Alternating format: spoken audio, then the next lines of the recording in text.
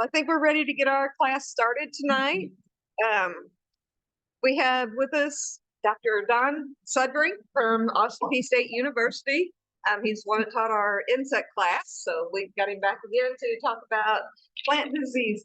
So everybody just enjoy the food, keep eating, keep going back and getting more food.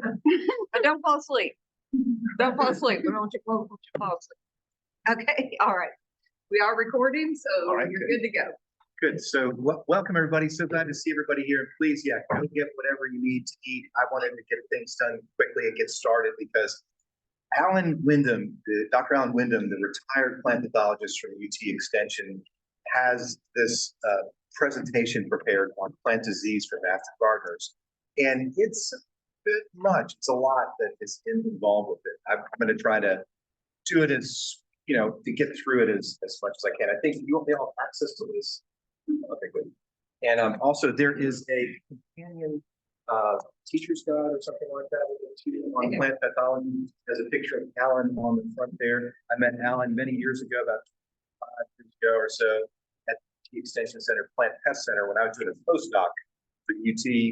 I got a chance to work at that center and identify insects. But they were the plant pathologists, and they had the diagnostic lab in there. Now he is retired, and so is Frank Hale, but there are two new an entomologist and a plant pathologist down there. And I think they're starting up their diagnostic components. I'm not sure exactly, but we'll talk a little bit about that later and some of the processes by which you can get plant disease specimens sampled, monitored, or plant pest specimens and things like that set up. And so there's a series. I'll touch base on that. Just a refresher, I'm Don Sudbury. I'm chair of the agriculture department. I'm an entomologist and plant pathologist by training. I did my PhD at Auburn. I got my master's at UT and my undergrad at the University of Delaware. Quite blue hens. I teach plant pathology every other spring. So this spring coming up, I'll be doing that. Right now, I'm teaching entomology, economic entomology class, a couple of weeds class next fall. Vegetable crops gets run next spring as well at Austin Peay. That's an introductory class. It doesn't take prerequisites to do. If anybody's interested in that one, probably know most of this now that you've been doing that garden. And so the grain crops and forestry class. And that's me. And then again, I've mentioned that's Stephen Smith, the guy who talked about the plants. Plant breeder, right, about that side of it. But he was one of my students back a few years ago with our entomology class. Anyway, so I'm going to be talking about plant diseases because they are formidable.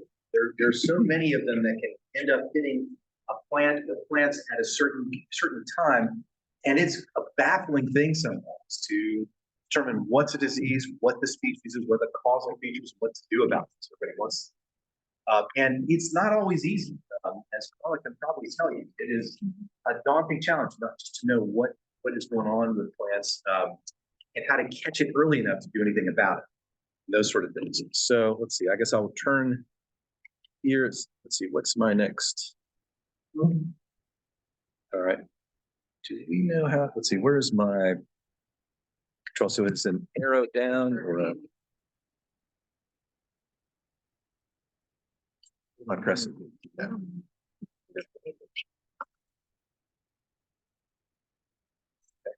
Okay, all right.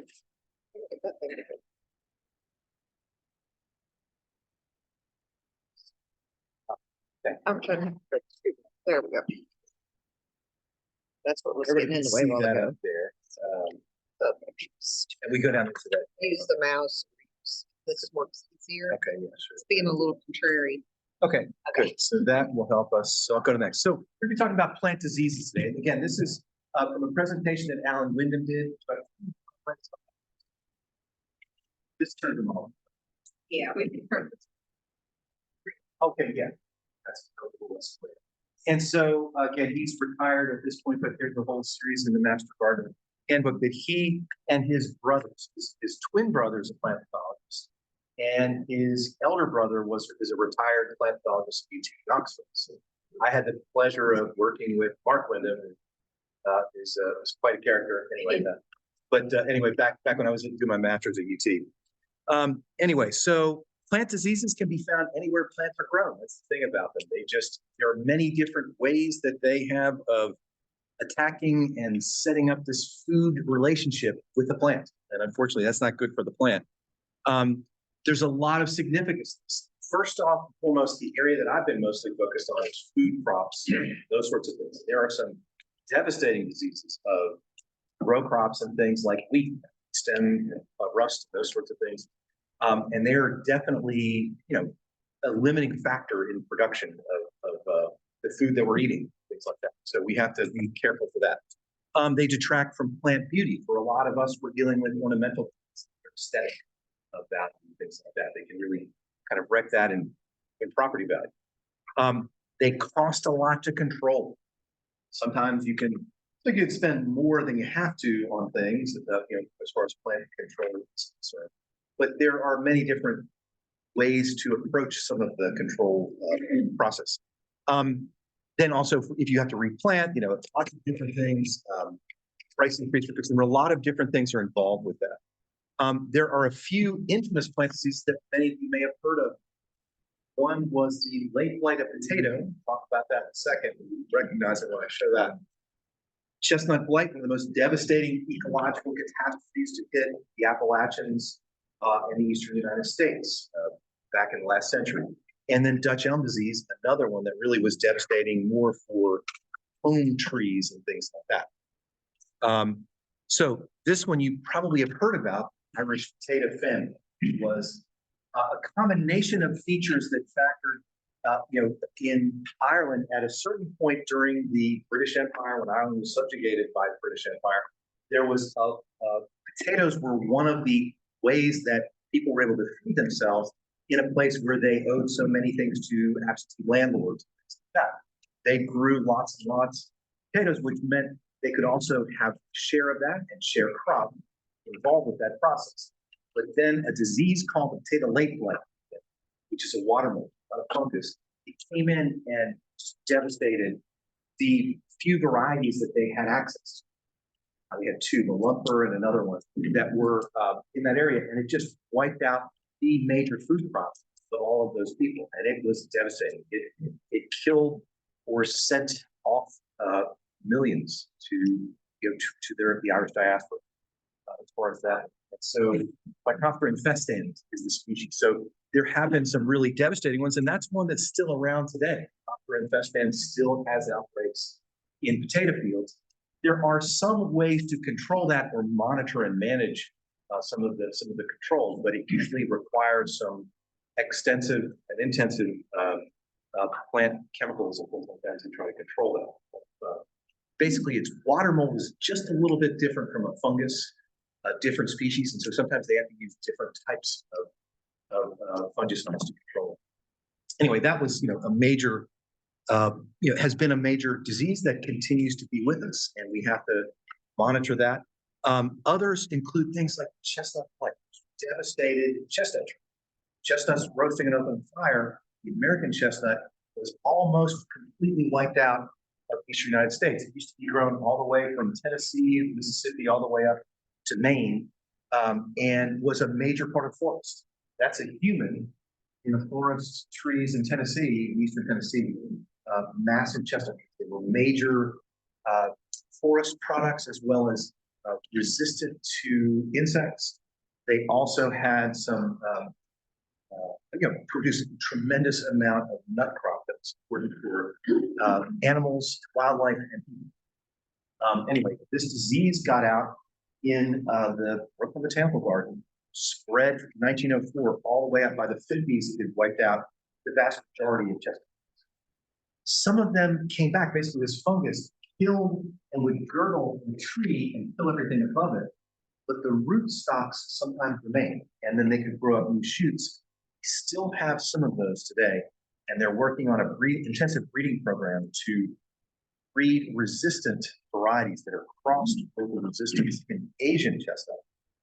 And there are a series of different orchards that they're trying to regrow those. But again, when that was, it used to be the oak chestnut forest, eastern United States. Now it's the oak hickory forest. So that's what they call it. So a dramatic change from one fungus.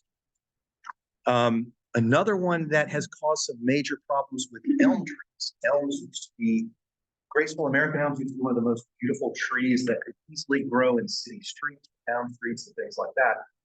After World War I, folks brought wood and packing material from the trenches that had got this elm bark beetle in it, which carried a disease that spreads. It's 1-2 punch. The beetle would get into under the bark, and then basically that would let loose the fungus that was carried in parts of the beetle's back. It's a symbiosis for them and a devastation for trees, wiping out elms all throughout the eastern United States. They had to start to develop resistant elm trees to counter that and to try to regrow them. There's a series of them that do that. Anyway, plant diseases can have certain consequences. I won't even go into a whole lot of others that have been major issues. But there are series of plant diseases that are making news today. So things like citrus greening down in the citrus growing regions. It's a bacterial disease that causes a problem of greening of fruits and other components like that, and it's killing some of their crop and greatly reducing what they can do with it. They're talking about end to Florida citrus. That sort of dramatic stuff. People are having to destroy citrus trees in places that have grown wild, so they don't spread it, but it's a mess. Another one called sudden oak death is a big problem in oaks in California, West Coast. It was discovered in a nursery in McMinnville, Tennessee by Tennessee Department of Agriculture plant inspectors. They stopped it, they arrested it, quarantined it, controlled it, and kept it from spreading it. But it's a problem. Phytophthora ramorum. It's a cousin to Phytophthora festans. So there's that, plus beech leaf disease that's causing a problem, particularly up in Pennsylvania, the Northeast, and this way down. And laurel wilt is now here in Montgomery County, as well as others.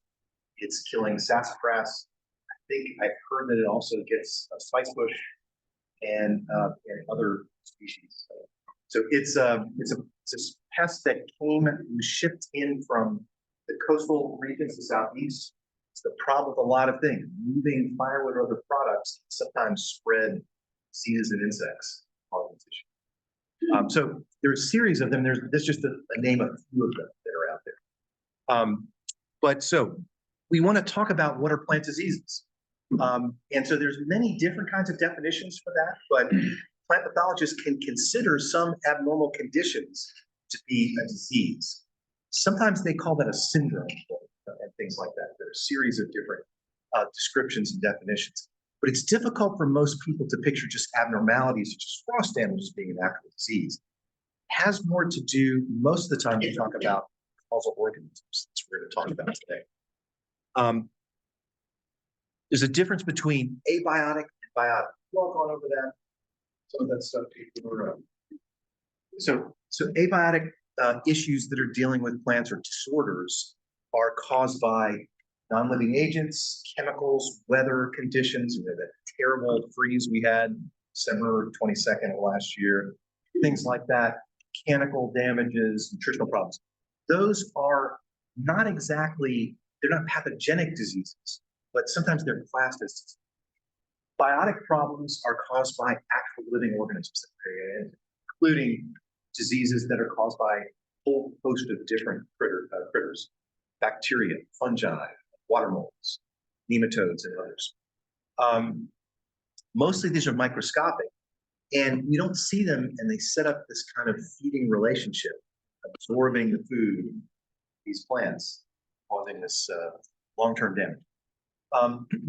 Insects can also, of course, do that, but they can vector some of these diseases as well. Let me go back one. Oh, I missed one. Not sure how to put it. Yeah, so when we're talking about plant diseases, there's this thing they call for a test to consider if it's a plant disease. So three basic things. Is the plant being damaged one way or another? Sometimes it's not fully apparent, but there may be some elements of damage. Then is it caused by an organism or virus? Viruses are not exactly living entities themselves. They are able to take over the DNA. That's to eliminate other disorders. And then does it have a sustained pathogenic relationship? Insect's going to go in, take a few bites, chew on a plant, maybe go to the next tree. These things, once they get set up, usually they're starting to feed or absorb from lots and lots of things. And so that's the thing. So all those three put together give you an idea of what a plant disease would be. Some other features to consider include some of these definitions. Okay, so things like parasites, organism that changes nutrients from another organism. That's just what these pathogens are. Whether it's viruses, bacteria, fungi, or nematodes, that's what they're doing. Pathogens themselves are parasites that cause plant disease by disturbing the growth of all that stuff you've been talking about to grow these wonderful plants, give them all the nutrients and the ability and water to grow. This is impeding them in one form or many forms in that case. And then some of these critters are living off dead organic matter, and they'll go feed on your little baby plants if they start to try to plant them. Or they'll get off and, they're in the soil itself. They're saprophytes feeding on dead stuff, but they can move off onto your plants. Especially, they're most vulnerable when they're young and tender. So a few definitions of things like that you might hear when you're talking about plant diseases. One key thing to consider is the difference between diseases and disorders. So we're talking about disorders may be things like these abiotic factors. Is there a problem with the pH? So you're trying to grow blueberries and you have a pH of 8, it's going to be a problem. Blueberries like low pH. That could mean, you're going to have symptoms of problems with that plant. Or vice versa, you've got a plant that likes it more neutral, and you have a very acidic soil like here. That's going to be a problem. You're going to see issues that it won't be able to pull all. So a disorder is a little different from an actual pathogen.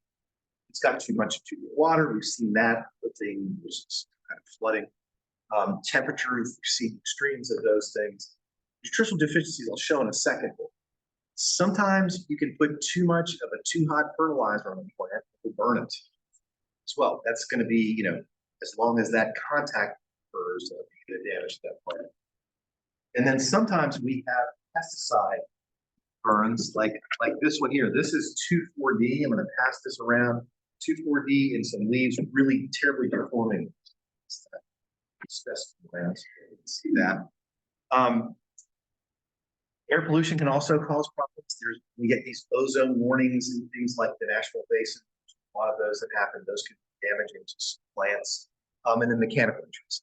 So a series of those things. Now, abiotic conditions, when you get too little, things like nutrient deficiencies show up. So nitrogen deficiency, this kind of yellowing leaves, kind of tips insides as they cause that.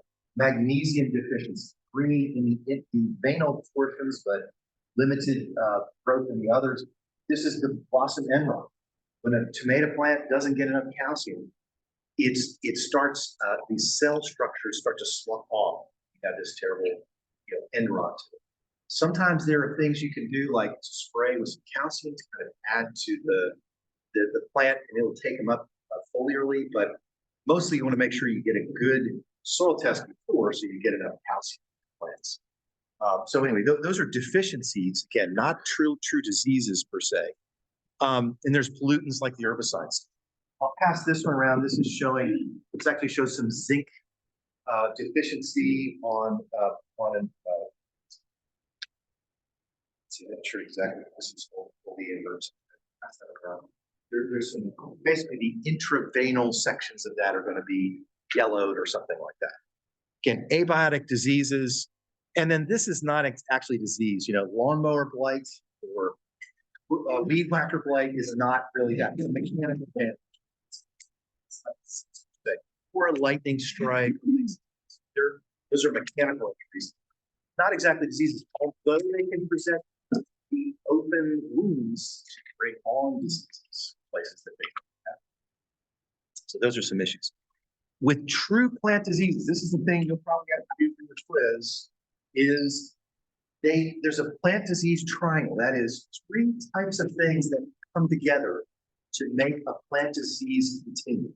Things like You have to have a virulent pathogen, one that has the ability to go in and overwhelm the defense plant and start taking over and feeding the plant.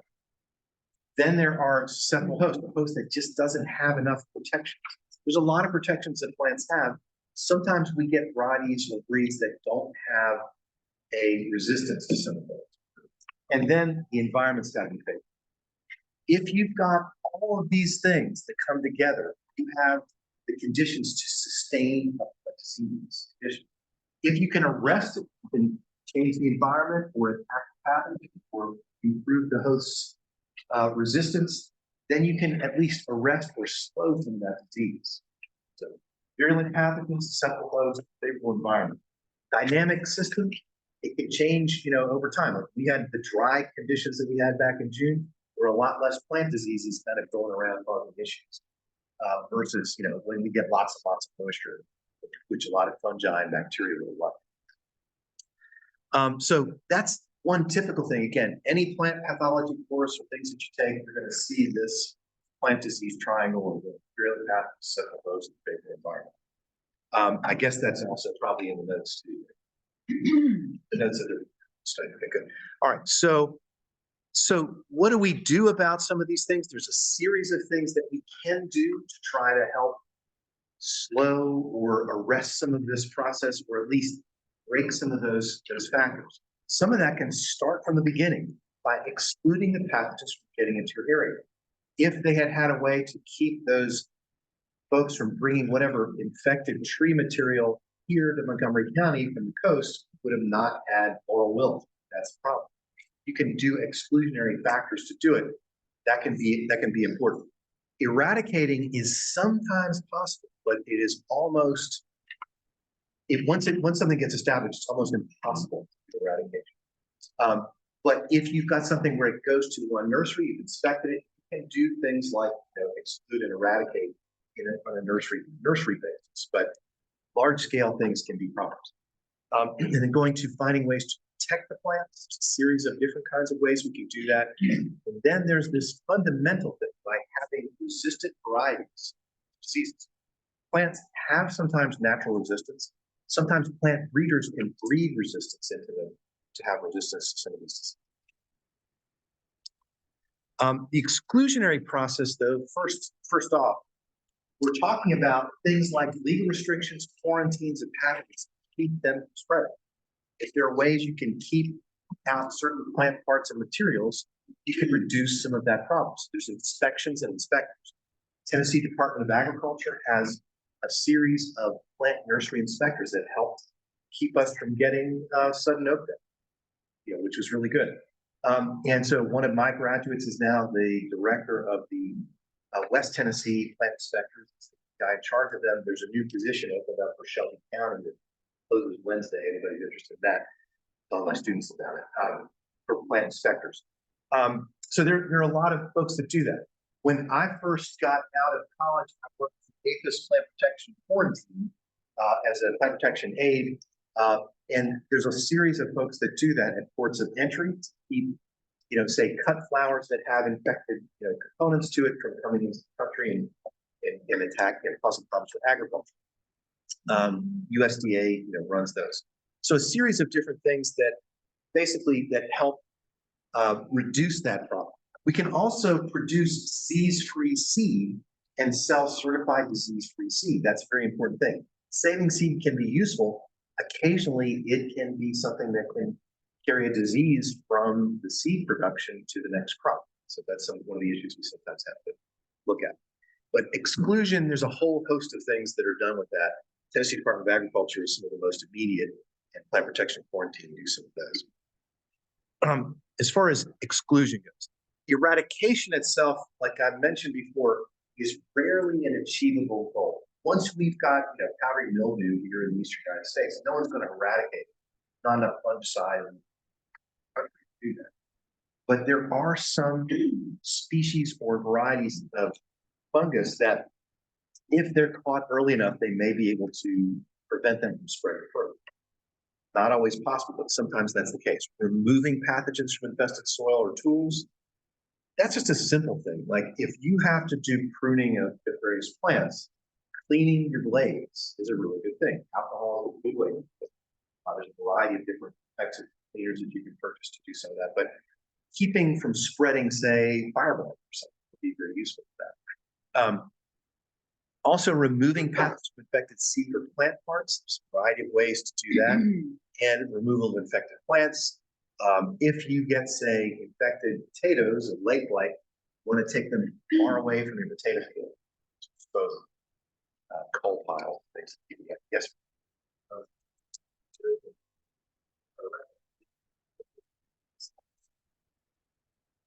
Moving on to other disease. So in Stirra, they essentially eradicated all the time. We're able to control that disease. Well, they were able to reduce some of the issues with it. Unfortunately, the wheat stem rust continues to be a problem throughout the wheat belt. It goes through what they call the Vaccinia pathway upwards from, in the Western United States. The thing about these diseases are they're biotic organisms. They can evolve resistance to the things that we try to do. But you're right about certain rusts. They have to have an alternate host to remain and sustain. However, sometimes you get enough clouds of those, that fine spores can go almost transcontinental. Which is essentially wiped out the second plant where the new strains came from, other than new But each year they have to breed new resistant varieties of wheat. One variety in particular got out in Africa back in '99 called UB99, which caused tremendous problems in wheat. And it took a very concerted worldwide effort to establish resistant varieties of wheat to stop that. Some of that was actually done in Afghanistan. Some of those varieties. So a lot of interesting things. But yeah, eradication can be achieved, but it sometimes takes a collaborative, a coordinated, and sometimes very expensive control measures. Depending on what sometimes it's just small scale. You're trying to keep it out of your greenhouse versus trying to keep it out of other sections, things like that. Sometimes you can do things that can reduce or greatly reduce some of these pathogens in things like solarization. There's a lot of interest in this. It's organic features of production. Solarization with clear plastic reduces soil-borne pathogens, nematodes, and things like that. Problem is, you have to do this during the summer months. This is only going to work for something that's planted after major growing seasons, maybe for fall or something like that. That's usually how something. Anyway, but that's plastic material. I had some experience with using some of this for the USAID project, Cameroon in Central Africa. We used black plastic underground on the ground. We put the harvested peas on it and put clear plastic over it. And that got to about 60 Celsius, killing all the stages of the insect, which then could be put in storage. It didn't affect cooking.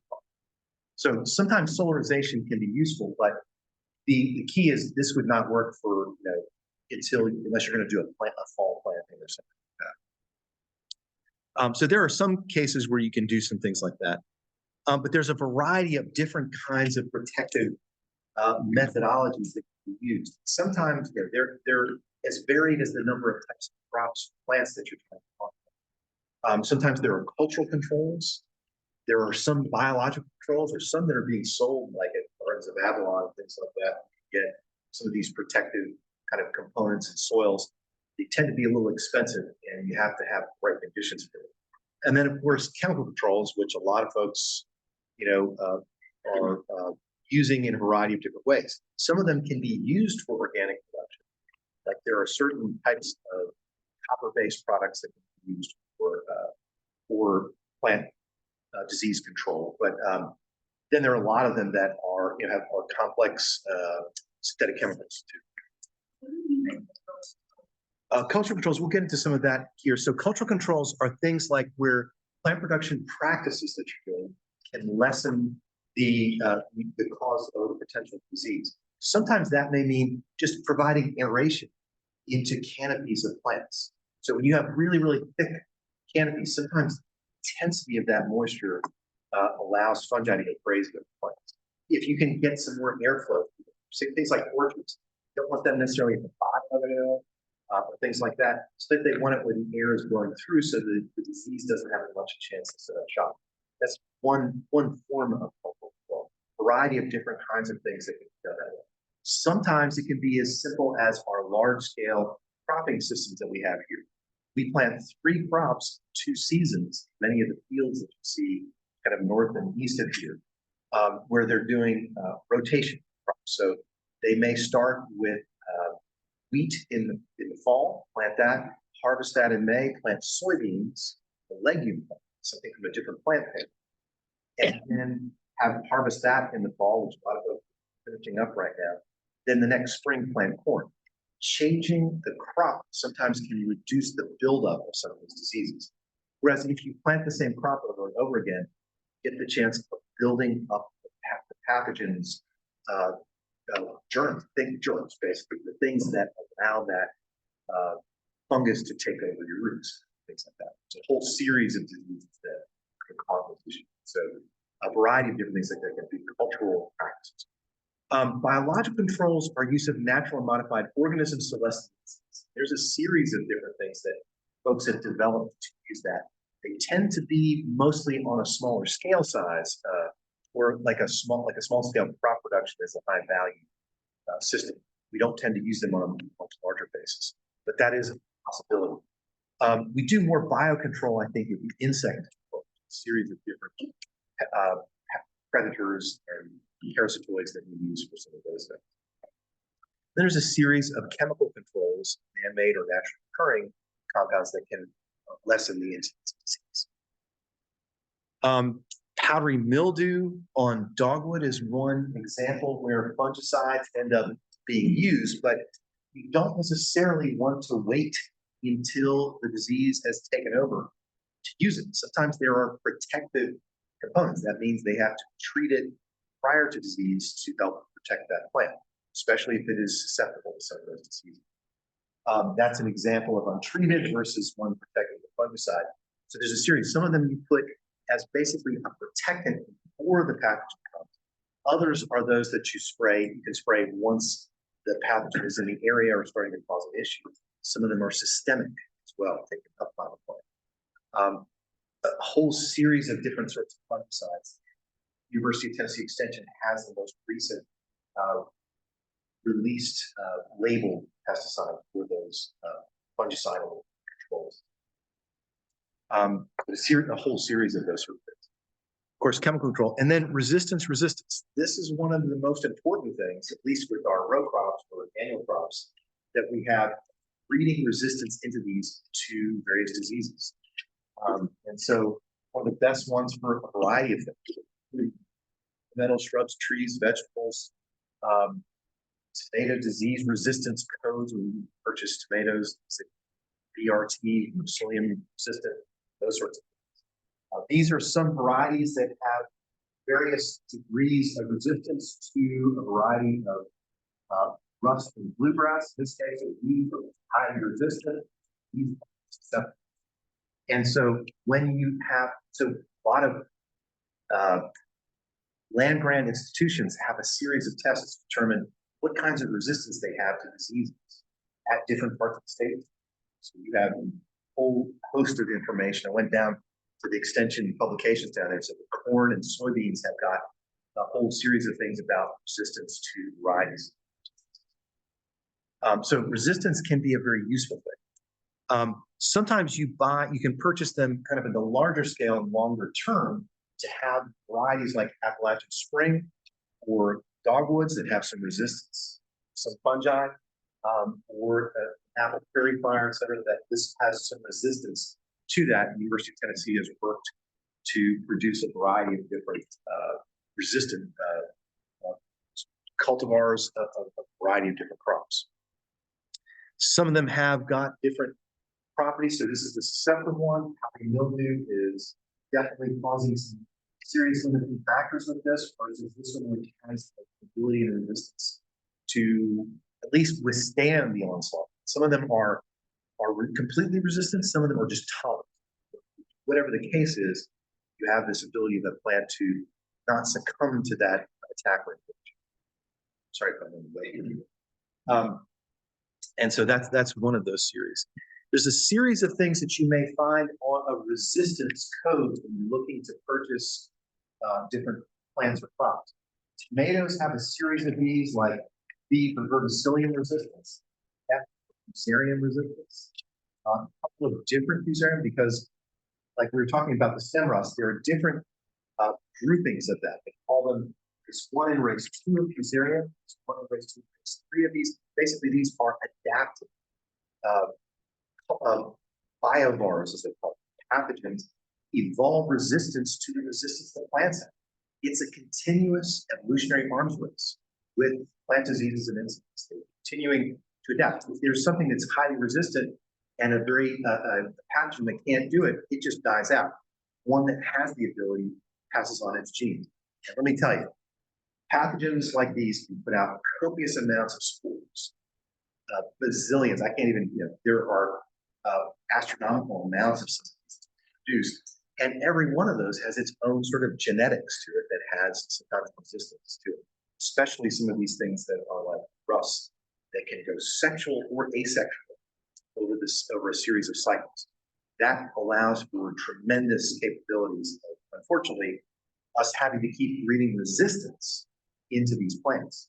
So alternaria resistance, root knot, we don't have as much problem with that around here because we have the sandy soils here. Coastal plain colleagues have lots of issues with that one.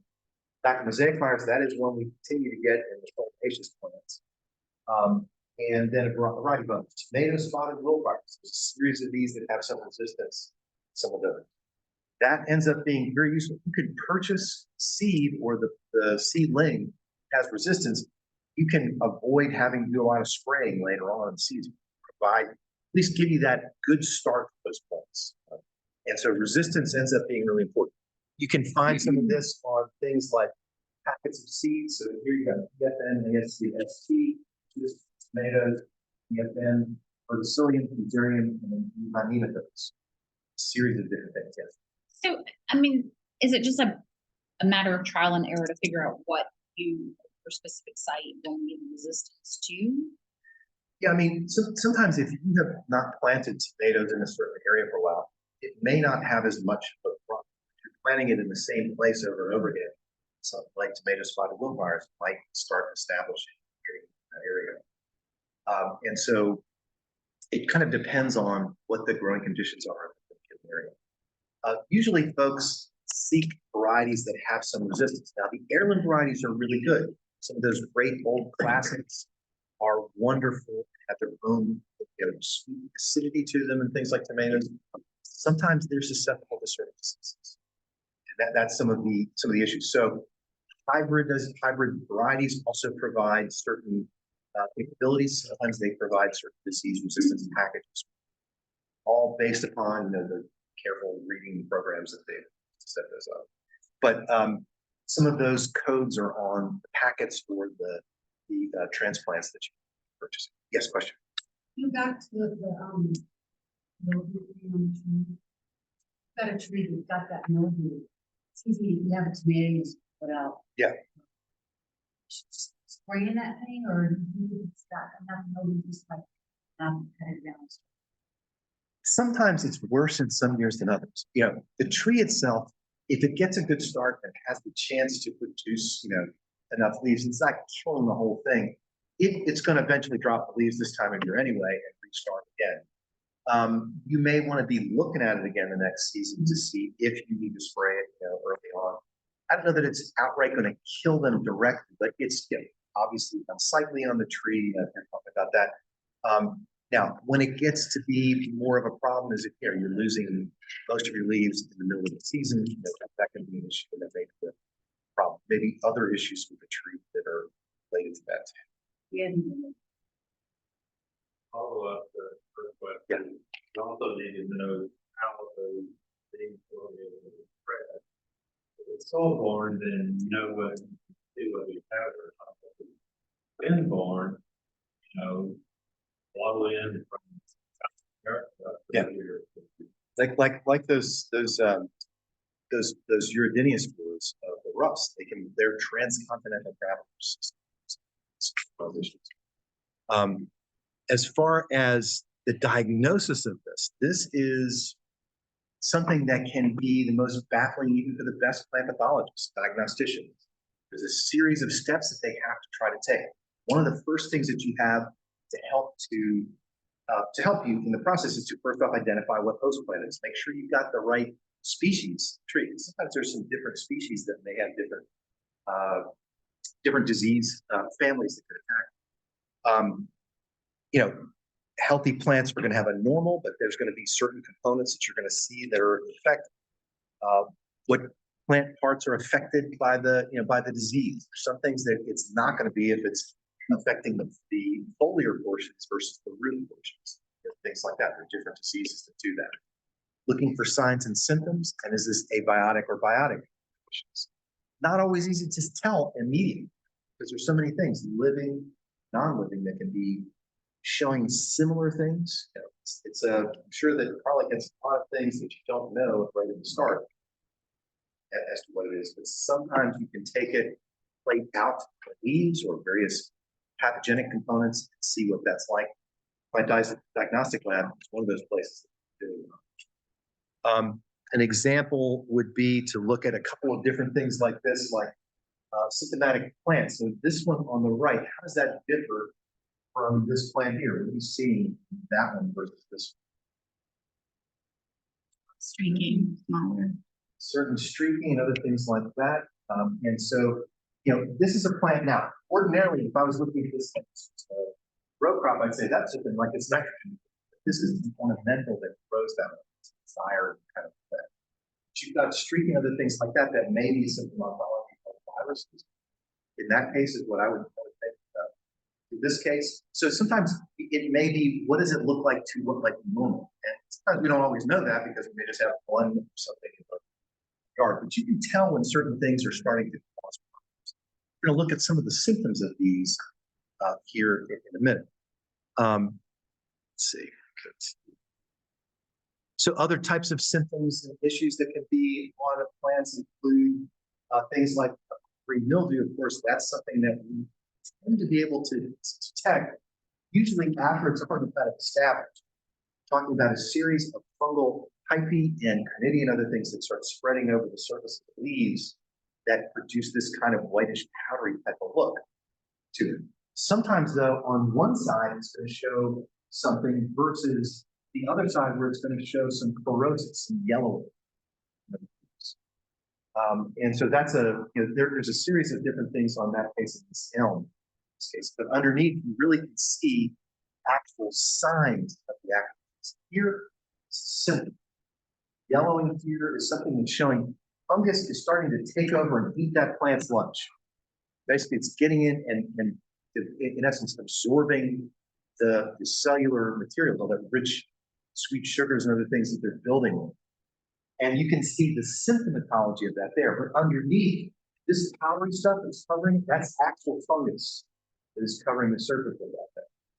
And so signs and symptoms are two different things. Usually we see symptoms. We're going to see something like spotting or yellowing. But if you can actually see the signs, it may be something like the hyphae, these kind of fine kind of thread-like components that the fungi grow with, or spore masks, things that may puff out, rust pustules. They're sometimes very obvious. This thing called smut. The only English word for that is smut. In corn, we can occasionally get smut, which is a fungal disease that basically infests the silks of the corn, and it goes in and it produces a whole mushroom, this Psittacia. In Mexico, this has been long a delicacy called huitlacoche. This is El Gallito brand huitlacoche, and basically it's some of the corn mushroom that I passed this around here to show you. Basically, that one's one that's not, it's not actually, it looks awful, but it's actually, if you can make fritters of it, it's actually pretty good. I had some colleagues at the Mississippi Branch Experiment Station. We finished our corn plots. They would go in and harvest those smut components in these experiments, and delicious. But anyway, strange stuff. I'll pass that around. Anyway, so smut, when you see a smut thing, that's a big old mushroom sticking off that plant. That's a sign. Certain white fungal growth associated in those mildews, that's a sign. Now, symptoms though are going to be more like spots that you see on the leaf that are just causing this initial infestations or wilting of a plant for some reason or other. It's not the actual disease because it's mostly microscopic, maybe down in the roots, but you see the symptoms. Stunted plants that just not growing very well, rotted roots, mosaicing in leaves. This is all evidence of disease, but it's symptoms and signs. Yeah. So do you have that? On this. If skid and fall, now you don't need. Leave alone, you will die out and spray negative animal. I mean, most of these fungi, it depends. There's many different answers to that question. Some things you want to remove the materials from the place. So if you had brown mold or brown rot in peaches, they try to get rid of all the old peaches or things that may be debris laying around. Spread it. Some it doesn't matter. It just kind of depends sometimes on the seasonality of the species. Not be able to give you a straight answer on that, but that Winter does many questions. Winter usually shuts down fungal growth and it kills the leaves. They're just dropping them off. Now, sometimes things that are left on to the wounds in the plant may be a problem later. Things that are at the growing tips and buds. So there's many answers to that question. That's what I can say that. Sorry.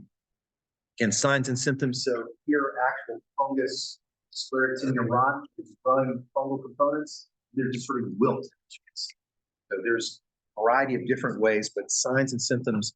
So you also see signs and symptoms in the case of signs, actual white fungal mold over here on these leaves and flowers. And then there is symptoms of distorted leaves and flowers, which are symptoms. Different types of things. One other key factor about plant pathogenic organisms is there's a series of these that cause problems. Fungi are one of the most important of plant diseases. There are so many different groups. Fungi is the whole kingdom. It's like the animal kingdom, the plant kingdom. Fungi are numerous and have amazing different life ways. They can feed some of our trees.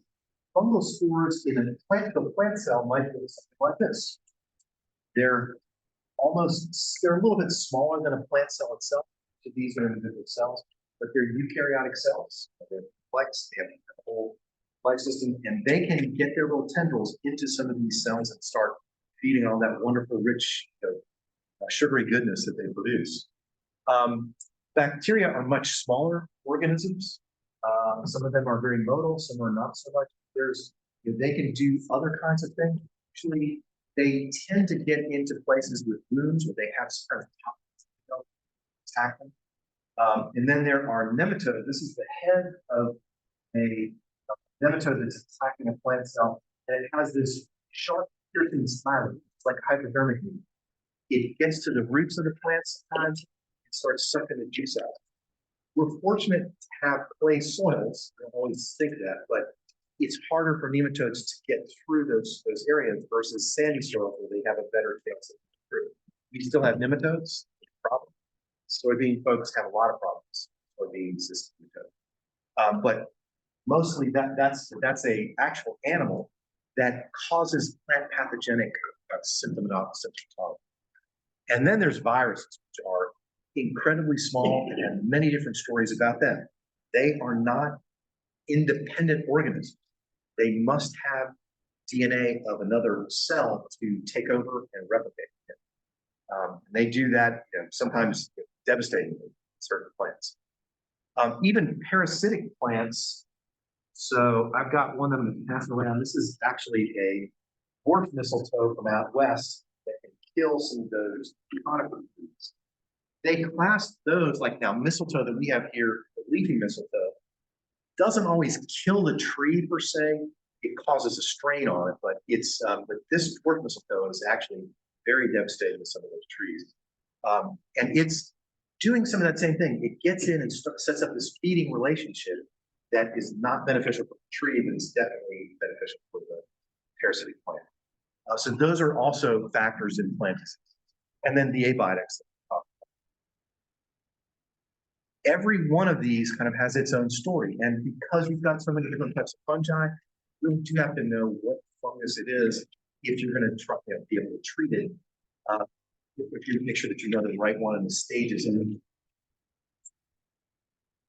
And so someone was talking about powdery mildew. I wanted to get to this part that, so powdery mildew has interesting features in it. You have fungal disease, powdery growth that is going to mostly appear on the leaf. You're going to see that on the leaf surfaces. Covering it over, causing problems. That's going to reduce photosynthesis. But what's the big problem is it's getting into your plant and starting to basically absorb the nutrient wealth of that plant and definitely affect it. Things like dogwoods, euonymus, crepe myrtles get them, grapes get them as well. They can be on just about any parts of the plant. There's different species of these that cause some of these depending on the species. Growing across the surface, the leaf colonies, and can go above and below the plant. And sometimes just take them out. Like I've had pumpkin patches that were doing great, and then it seemed like the next week they were just done because of the powdery mildew. If you're not on top of it, sometimes it can just get out of hand. For the pumpkins, it's done that year. There are some plants that can withstand one season and then come back with it. But there maybe want to look at that ahead of early the next season, and you may want to try to get that as some kind of controlling agent. This is some of the looks of some of these things. I can pull this. Oh, there we go. And so basically, these are things called chlamydia. This is fine hairy mycelia. All these cell structures that grow together, and then they produce a bunch of little asexual spores that can poof out and go infest and spread all throughout the things. They also can produce a sexually reproducing component, Phystothecium. Inside it has astrospores that are sexually reproducing. That means they've got a genetic roll of the dice that gives them resistance capabilities to a variety of different things, sometimes to certain fungicides, unfortunately. It looks like an alien invader or something, like one of those movies. And when you get a cross section, if there's the leaf, and this is a couple of them kind of on the surface of this, and anyway, they are problems. If you look close enough on some of those leaves at a certain time of the season, you can see these little pits of these things, and that's the sexually reproducing place. Do I have powdery mildew? Yeah, there's a little bit of that powdery mildew. Not as evident, but you can see it affecting these rose beds on there. Let's see. Here's the cycle of this. So these things will basically they can overwinter as these hardened structures. So kind of darken and harden and sclerotize. And so they're going to be in leaf litter and material that's going to be down on the ground. So that can be one of the sources of inoculum for the next season, whether that would be chlamydia, which are the asexual spores, or the sexual spores. And they can be a problem. Once the season gets going, they get themselves up on a leaf, they push down into that. If they can block of that plant, they can start setting up that infestation. So in this case, it's roses, affecting the buds of those, and then they can just continue to cycle with chlamydia spores, asexual spores, or then go through this sexual reproduction and become this definite problem. When folks have to do this call around here, what are the typical things that they're using for powdery mildew? Say one of those.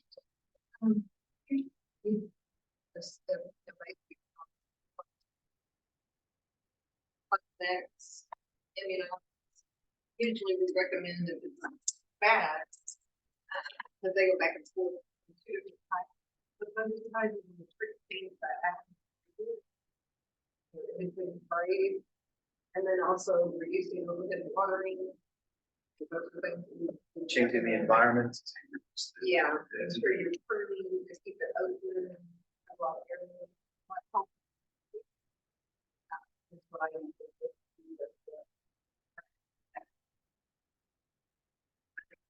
Sometimes it's a concerted effort to try to to stop that. But in a dogwood, that would be, you know, I don't know, do it in one.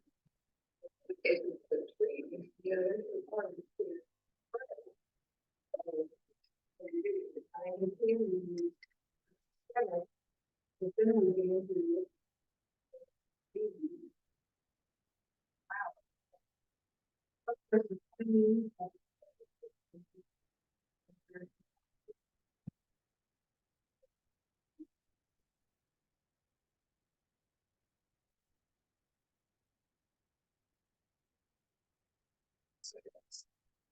no EPS. It's not, it's like the orphan road. That's a systemic. So, you know, they're taking them in that too. So, you know, weigh it out. Then some of my colleagues have discovered sublethal doses. Sometimes that's And they have to remember a lot of it, like, some exit. Some of them.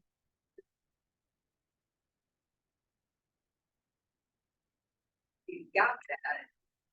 These.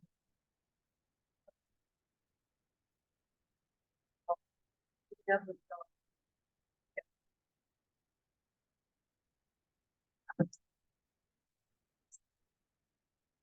It'd be clean up and pretty.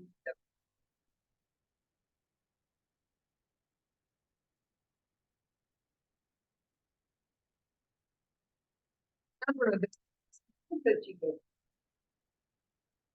So anyway, so that is powdery mildew. We also hear about one called downy mildew, which is a different organism entirely. This one is one that is a water mold. So it's a completely different group of organisms and fungi. Although some fungicides work similarly, but sometimes it's not. And so they can produce these yellow spots on it. We have this high humidity, you have stranded poison. And it's more, I guess they call it, how we look to it on the plant's underside of the leaf. Usually it's kind of whitish and grayish. In that case, spots may coalesce and form. You can also get a series of things that on great problems with that with downy mildew. And Peronosporaceae is a very different group of organisms from fungi. They used to try to lump them all together.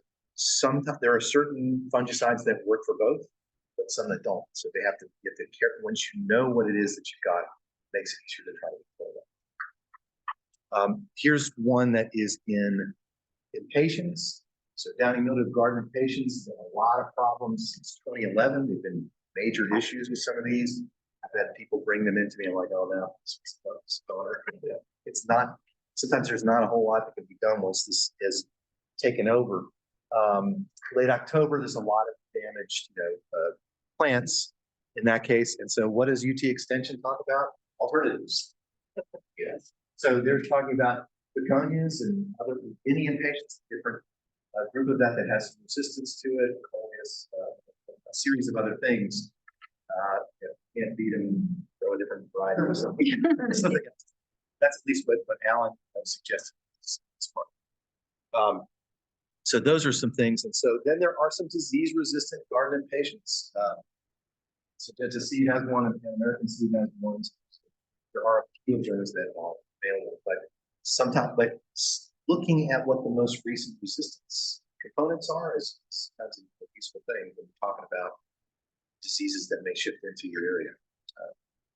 Let's see, what does that look like? So yeah, so there's some of those varieties. This one is obviously not susceptible. That's a looking at those little letters on things. These kind of very helpful to avoiding some problems. In this case, it was not the need for fungicides like that because they had resistance. Let's see, downy mildew. So here is some basil problems that they've got. So there's a few Rutgers universities released some varieties of basil that have some resistance to this one. Downy mildew and basil. Anybody have this? Something like this in a basil. So there are some. So that's downing mildew, a completely different organism. And then there's another completely different organism called botrytis blight, which you may have seen in places. I mostly see it here in certain fruits and vegetables, particularly if you look at the cull pile. Sometimes I look at it because I've tried to show this to the students. Like, why do you want that stuff? Sometimes show the students, but gray mold is thing that can eat on fruits. Also eat on grains, pansies, and take over botrytis. Fungus that can start setting up in lots of different spores to infect and cause some issues. This There is kind of a perfect example of why to put winning. Yes, there's a reason why they're looking like that. would bring this home and spread those spores. Spend a quarter.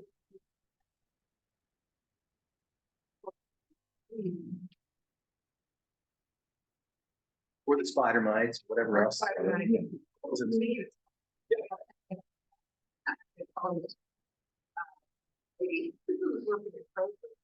And they had just gotten a shipment in of fruits, Christmas fruits, so I'm just gonna say, don't buy, they were looking at.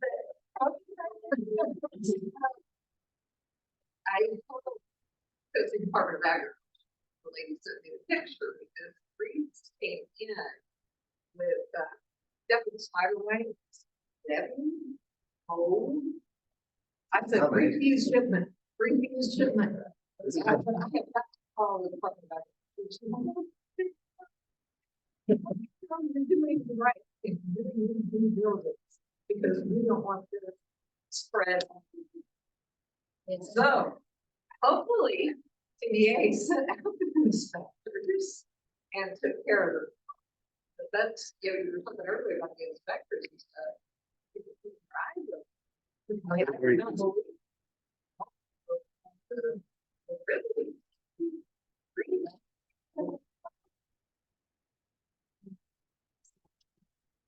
They. Yeah.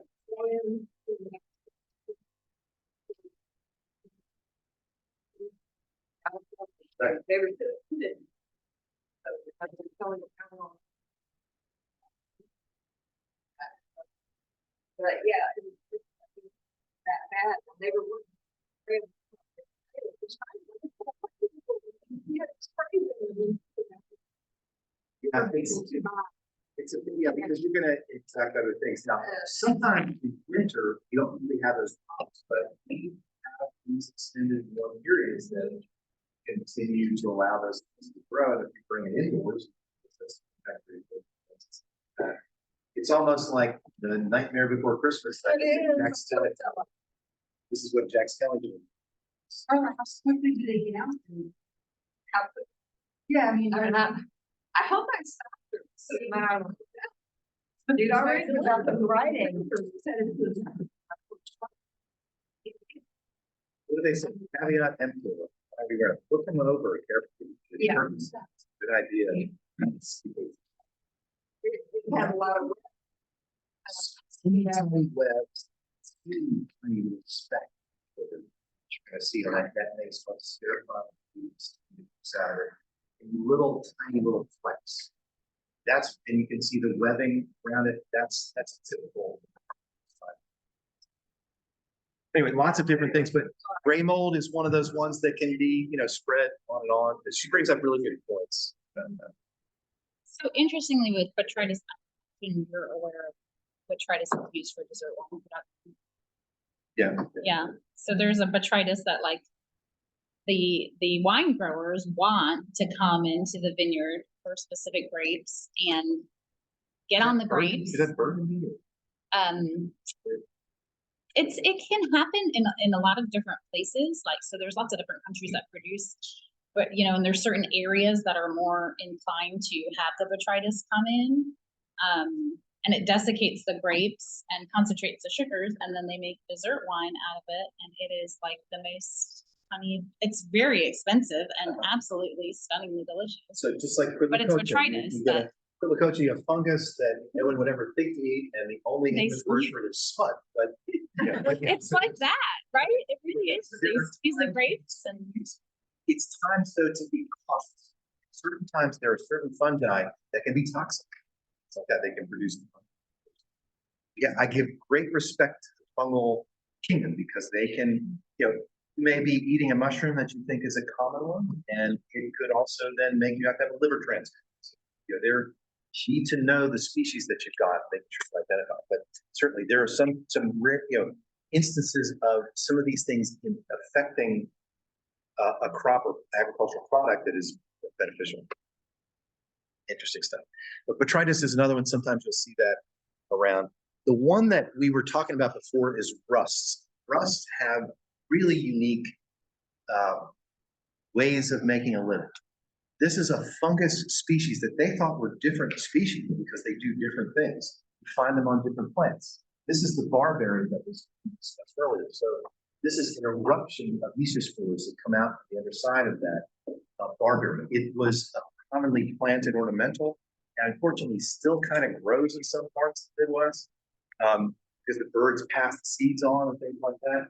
But when it does, it produces these kind of strange cup-like things that erupt in the spring, and then those spores poof out into the air and spread to nearby wheat fields, causing a problem. Get into the stem of the wheat, causes eruption of uridinium spores, reddish, rusty colored things that can produce multiple generations in a field. It only takes really just weeks till you've got a field full of that stuff. That was the problem with UG99 in parts of Kenya and spreading into Africa, West Asia, Southwest Asia. This is one disease that could cost us dearly if we don't continue to have resistance to it. Producing and breeding these varieties is sometimes one of the best defenses against that particular disease. Most of us don't even think about it. Sometimes you will see combines going out into a field, and once they go through a field that's infested with it, once they're harvesting the wheat, you've got this cloud of red that comes out. So it continues to be a problem in parts of the wheat belt here in the States and other parts of the world. Resistance tends to be very useful. Obligate biotrochs means it has to live on living things, but it changes its form when it goes to the other species. Rusts are common in a variety of different crops. We have one here that particularly, it can be sometimes common, unfortunately, trying to grow apples. But it first starts out in cedar trees. It has this crazy looking gall. I'm going to pass one of these specimens around. I don't have the big, beautiful, crazy galls, but I've got one here on cedars and on apples. This is one that transforms itself. Starts out on this, and it has this nodule. You ever see on your cedar trees this kind of not looking thing? Springtime, it puts out these crazy orange, sweet potato looking tentacles. And those spew a bunch of spores out into the open air at a certain time in the spring. Those waft on the breeze and land on lots of things, but apple trees is one that they get. Then they can cause these other infections, completely transforming their themselves. So, and so you can get problems on the fruits, the leaves, etc., a variety of different things. And it's a limitation of apple production in this area because you have a town called Cedar Hill just up the road. Think we can eradicate all the cedar trees in Tennessee? I mean, it's not going to be, that would be probably very difficult to do, I would say, very expensive. But that's, so the key would be to get resistance, if you can, or tolerance to that in apple trees, or also in things like hawthorns and stuff, yes. When you see that thing on cedars, you can cut it off. You can cut those off, but usually if you see the nodule, cut it off this time of year so that, that it's not going to start putting the tentacles out. It's an amazing looking thing, but it looks pretty gross. Well, it's, you're going to, if you cut it off this time of year, it's not using all that resource. It's probably not going to sap out. Usually I like to wait till after the hard freezes really kind of kicked in, and then I can use it off. I think the guy on You Bet Your Garden says, what's the best time to trim trees in the fall? It's like, never. It's like doing this through the late winter, early springs. That's what he used to do. There are certain things you have to do, but getting the nodules off can help us with that. But it's never going to sort of stop this disease in this area per se. Anyway, that's one. Oh yeah, here's also I've got some of the wheat rust here that this is kind of a damaged specimen, but I've got Urea as well as Atelia that darkens version of those spores and pass those on to barberry leaves. Okay, so there's cedar rust, and this is the cedar quince rust. So feeding on quince trees, I found a few of those fruits the other day that have these just kind of crazy misshapen things. This is what it does on eastern red cedar, and this is what it will on. So fungi have some very interesting life cycles. This is another one. Hornbeam rust is a new one for Tennessee. It doesn't have as much effect on the European versions as the American versions. Arpinus carolina is having some real problem with that hornbeam infestation infection. How am I doing time-wise with this? Do we take a break in this? What do you think? Oh, I think. We need to have dessert. Okay, so I've got the fungi. This is the fungi. So basically, fungi do a lot of different things. We're going to get into viruses next. How about we take a break? Get some nice delicious desserts. Thank you. You had a bunch of bugs, right? Last week? Yeah. Thank you.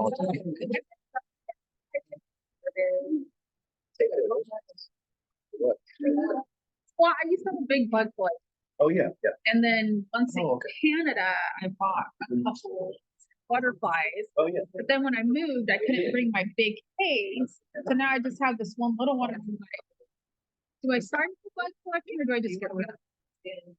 Well, I don't know. If I mean, what's the bug?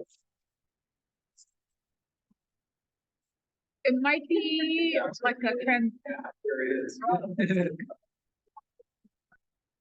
Yeah. They're pretty. More fun.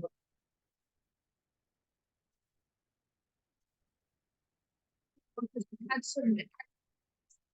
Like people would bring me.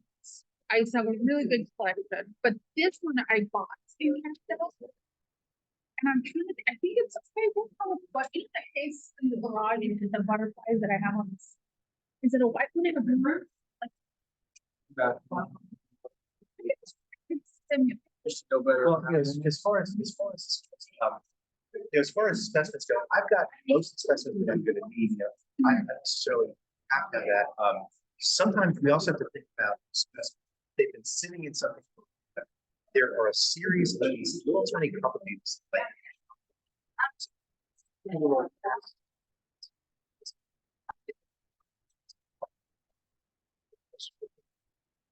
Repellent. Sometimes they'll. Yeah. Usually that's one of the things that I have to do.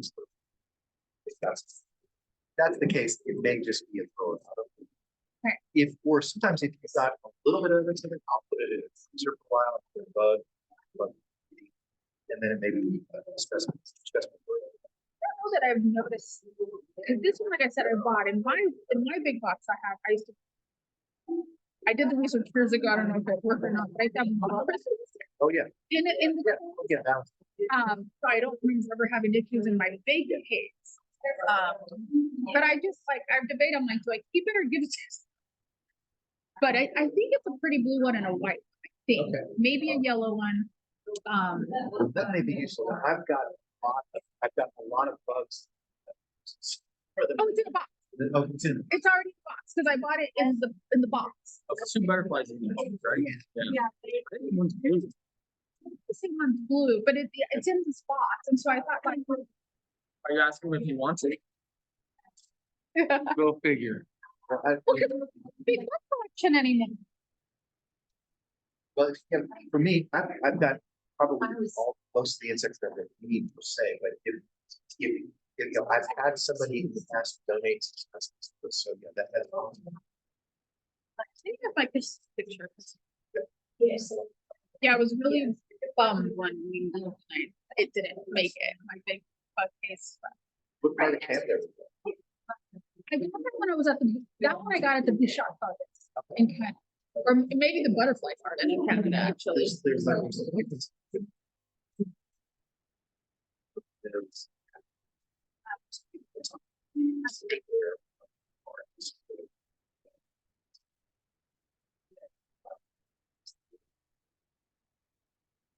there was Theodome, but also just this whole entomology section. Just live insects. It's the best.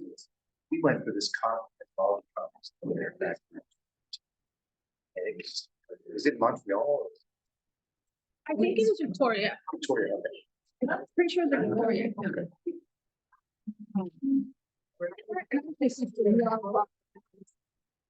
And I'm just thinking. Art collection.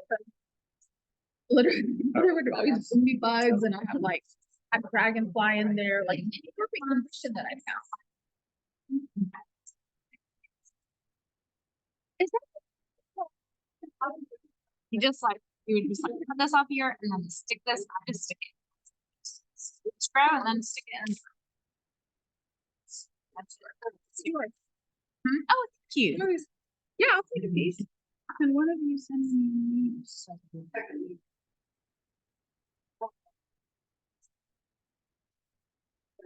And it just, it's put in water This part. and then it grows like that. Well, it'll root and it'll grow into like a goofy plant, but then it'll start making babies. Like that, the yellow part, like the stem will come out and then Okay. little flowers, like these are all the little flowers. Little white flowers and then Is little it babies. like the big one? It's like this. It's big. Oh, it'll get big. Oh yeah, they're like it'll grow. It's like super easy to grow, so people have them. No, okay. And I keep them indoors. I don't know if it's there. Okay, I'm done.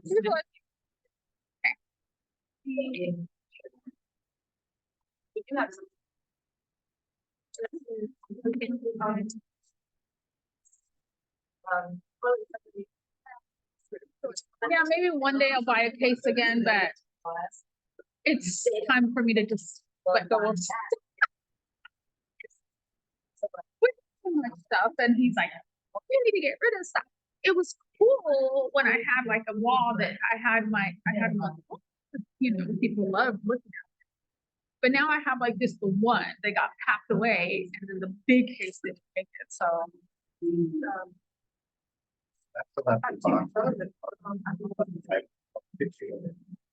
yeah. Yes. That's my kiss is send. And you can ship it to us in the state.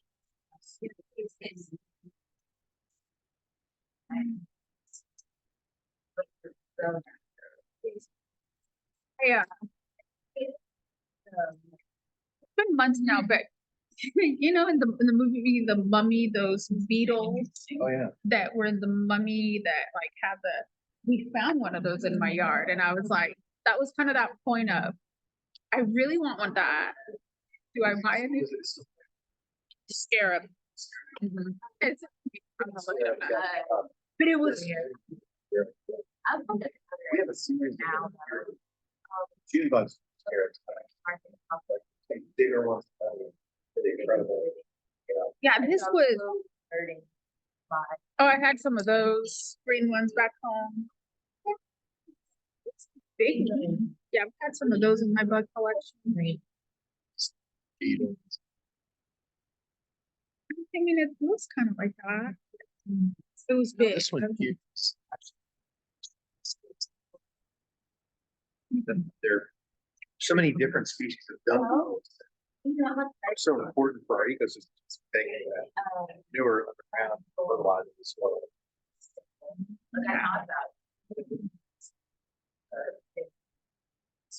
Yeah, that's cool.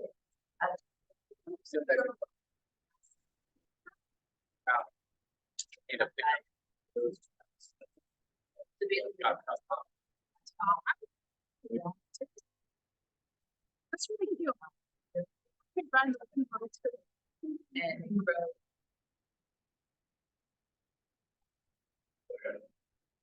Whether or not.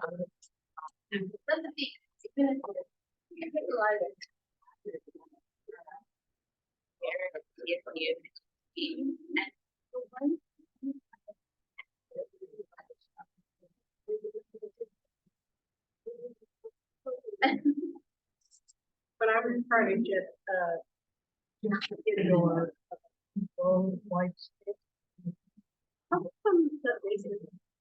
So were you there when Michelle was doing the planting during the great volunteer day that they had? She did a volunteer day with a bunch of planters and wild plants. When was it? I don't know. I've been there for a lot of years. Yeah. Wouldn't go. It was like the bomb. Yeah. I wasn't there that day. No. You had all these festivals. Didn't know what greenhouse, even though I'm not supposed to go in there because you're still trying to fix it. We have a place for it and it gets warm. A bunch of them sprouting. They did. So they just have them in there now. There's just a little seed. Are they in yogurt cups She's got actual plant. and trays? Yeah. Okay. I give them all my cheese and yogurt and like sour cream cups to put plants in. I heard you did your undergrad at Auburn. I did my undergrad at Delaware. Oh. It's Oh, okay. My husband did grad school, but not in. He was in construction. Different field. But we were there last year. We bought one of the Tumors Oaks for a friend, and so we got to see their like setup. And it was amazing. But their setup was pretty awesome. They've got it going on. But wow. It's technology they've got. But I'm like, God, Particular technology. I'm like, it's like he's ready for that I time. was doing stuff with Black Eyed Peas. That was Yeah. all them. Yeah, great. Like the big delicious, nutritious. Yeah. Yeah, that's I was back there. but they're he's 50 now, so but he didn't go to grad school right away. Maybe 2 years in between he was living here and there. But he was there. Well, we go, we took our daughter to the softball game on the 21st against Ole Miss, so that was, she really enjoyed that. And his family's from Alabama, so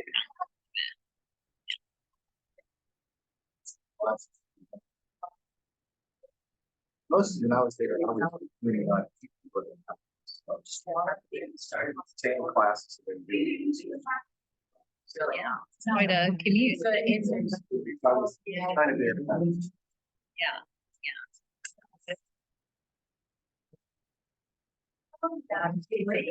it's good though. We like it. My niece goes there and she's a freshman, so this get into college. But, no, but Michelle is making me teach a class on how to plan your pollinator for the CSA. It's not. We haven't sat down yet. I need to make my presentations. There's one set of colleges that we Oh, okay. I picked several for like preschool groups. Yeah. That's Thursday. We're going to be at Rossview with this doing their STEM night. So, yeah, thank you for loading those to us. I have to go home and type. We know where we can get more. Okay. Yeah, we still need to get together. Yeah, we do. I got all of my native seeds in the mail. I was Did like, you go to the meeting last week and go to the seed swap? yeah. It's a terrible one. Me too.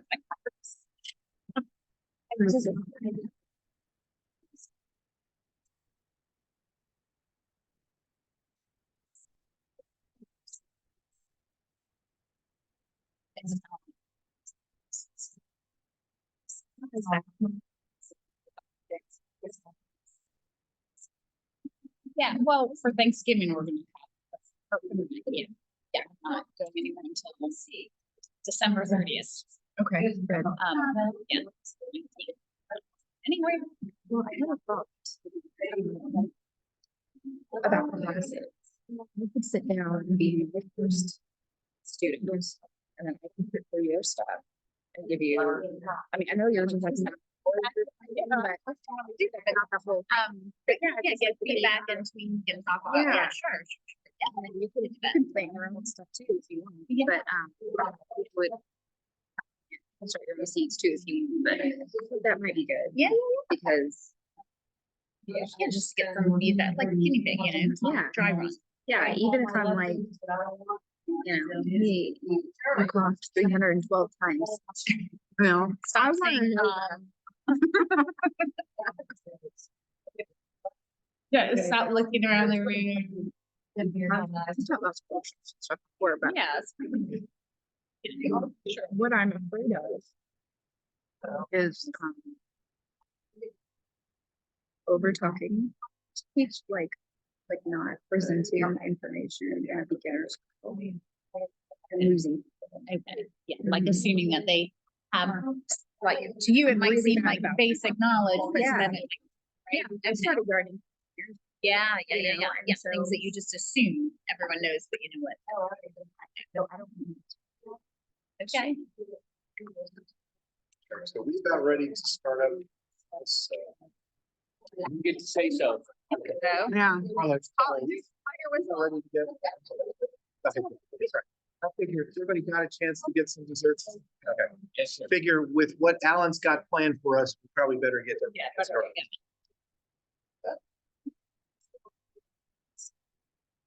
That's the recording or does it- Oh, I didn't even see that. I think Carmen did. Okay, did you shut it off? We have to hear all our comments. Oh, no, I didn't mute it.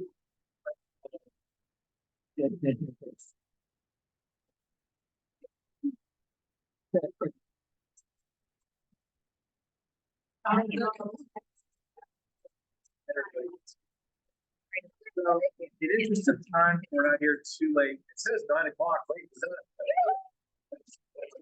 Daylight savings time.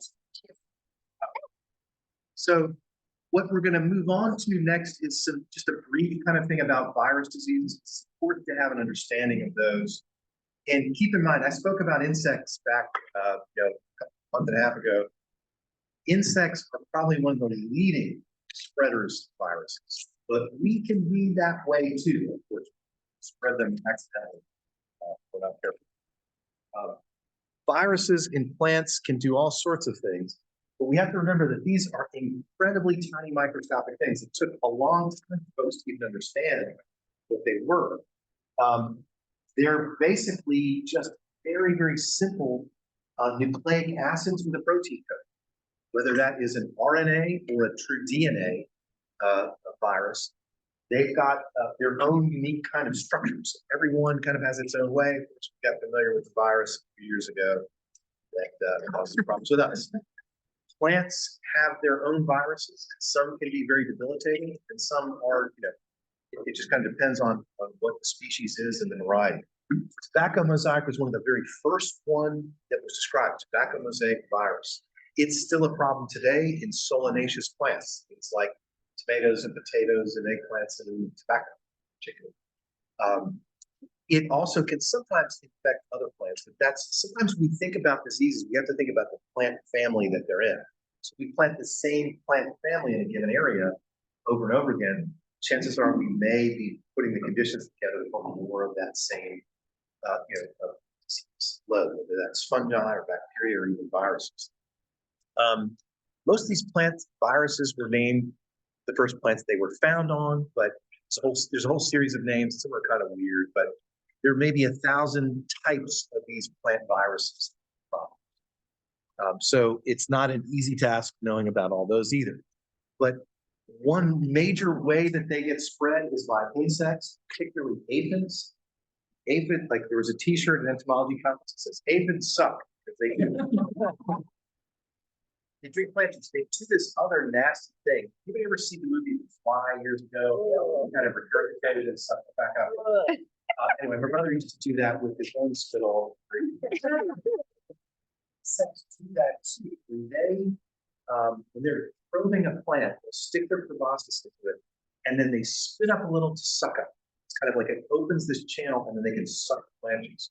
When they do, viruses that are in their salivary glands can spread into the plant. Just like mosquitoes, they do that same sort of trick, that nasty, terrible trick that's killed lots of people too. That is, that is one of the things that insects do. So, a series of different kinds of things that they can spread, whether that's cucumber mosaic virus, tomato spotted wilt virus, patient's necrotic spot virus, a thing called thrips, a little insect that has these hairy little wings that has one mandible that rasps and the other that sucks the plant juice. They're teeny tiny little critters that you can barely see, the thrips. They're maybe bigger than kind of large size eyelash, but they can cause some problems in little structures of developing soft plants. Aphids, though, I think we're mostly familiar with those on a lot of plants. Yeah,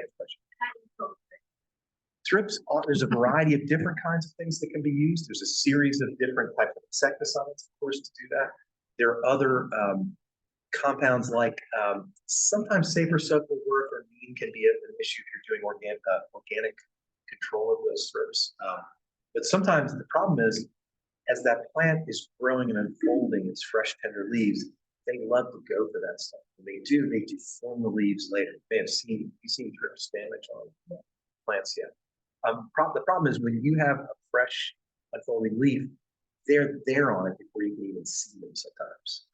That's what I've noticed, to my frustration. If I've got a series of plants, it seems like the plant, once it gets out of that early stage, can kind of tolerate a little more damage. Particularly little tender stigmas are most at risk for that. There are a series of insecticides that can do that, or neem. Neem seed oil is something that you have to apply. Of course, it doesn't always work. What have you used on? Mostly systemic. Okay. But Yeah. it's not. You can get all of it. A lot of sprays don't. Even expensive sprays. I learned the hard way. Firelights, also anything. Something that stops every day. I do have 80 max, but I haven't gone that good for a little. Well, when you talk about a lot of growth crops, many times they treat seeds with a seed treatment before they plant them. So if you're talking about that provides an early protection against thrips for those early tender stages of that plant. And there's a series of different things. And one's called Gaucho, which is restricted. It's a series of seed treatments for like row crop stuff. You're talking about stuff that's typically in the garden stuff. Is it in green? Indoor.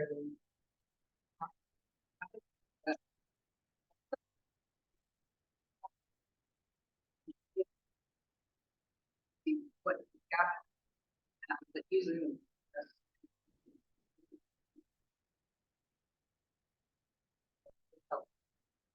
Rather than finding that in there.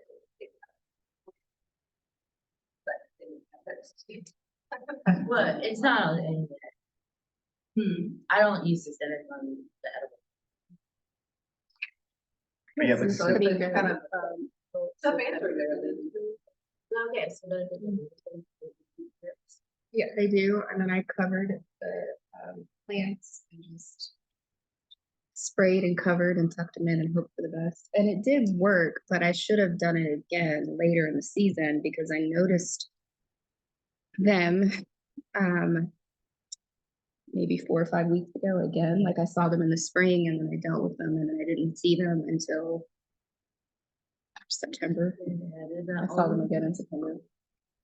fully contained. They're gone for like Yeah. a month or two and then they're back. I usually just try to keep something around for them to feel. Mm-hmm. Yeah, I kind of call them that. Yeah. Yeah. Sadly, exactly. this year the trap crop wasn't. That's a couple. Uh, Sometimes you want to get it, produce spread. Our new extension entomologist, Audrey, I don't know the last year, in the pet center. One of her specialties was doing grills in Florida.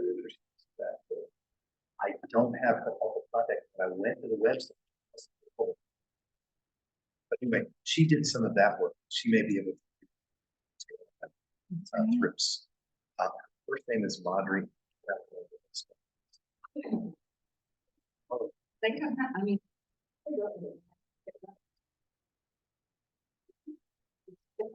Really should have. I made it have. It's kind of frustrating. Yeah, yeah. I was trying to find your contact information. Bob's the website. Apparently they say look at the Facebook. Yeah.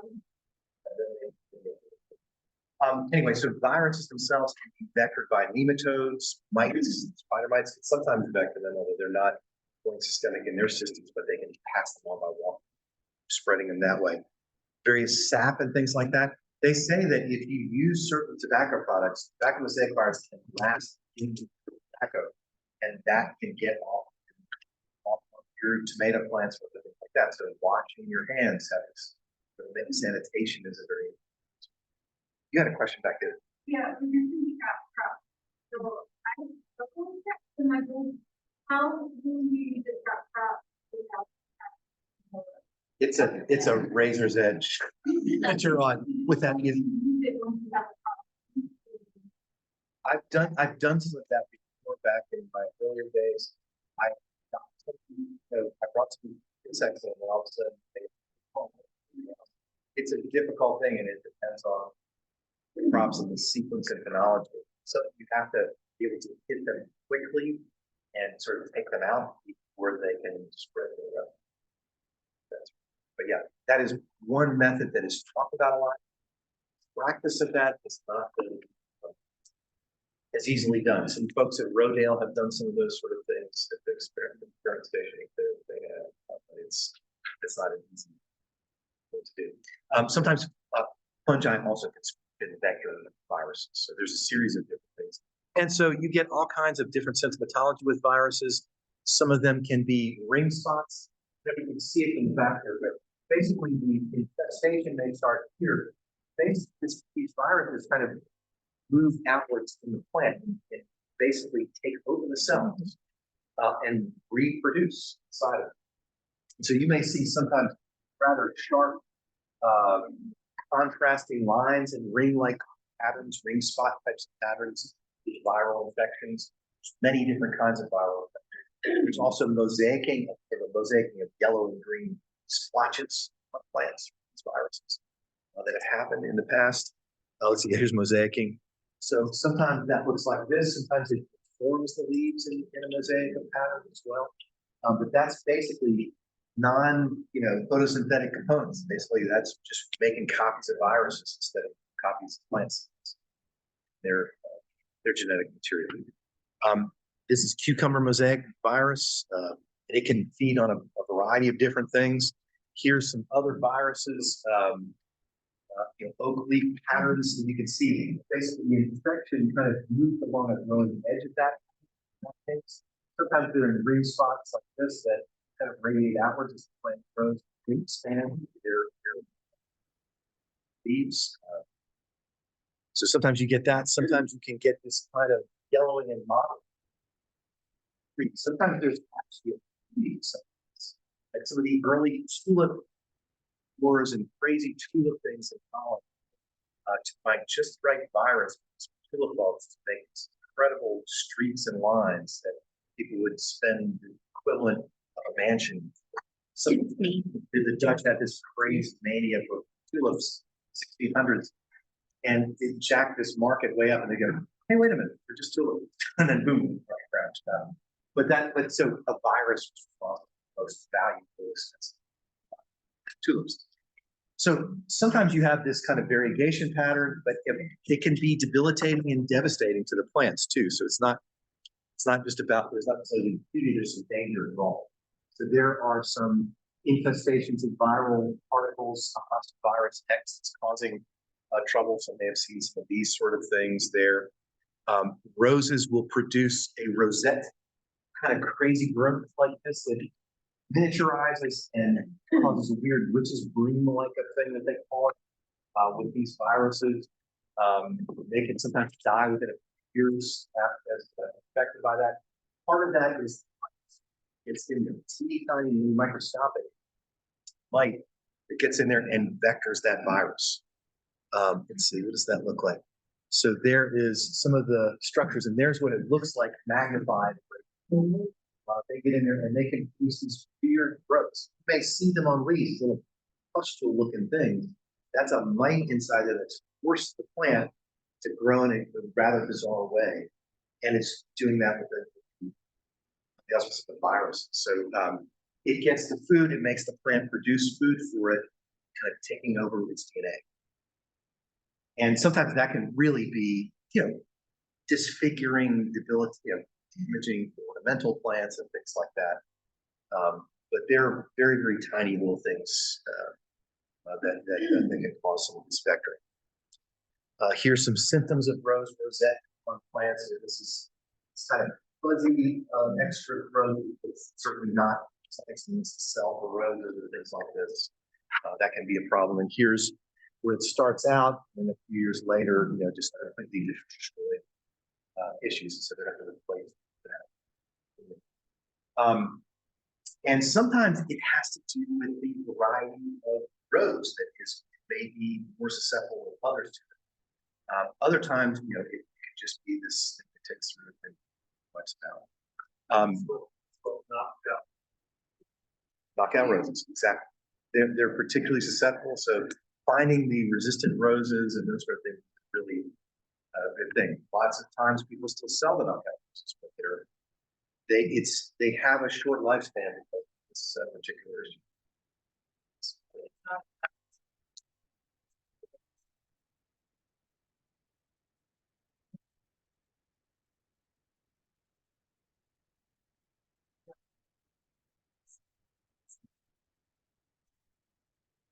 On the same plant, it's on the same plant, probably got a pretty good chance of it being spread to the rest of it. What do you use? Well, If you had these issues? they kind of got away.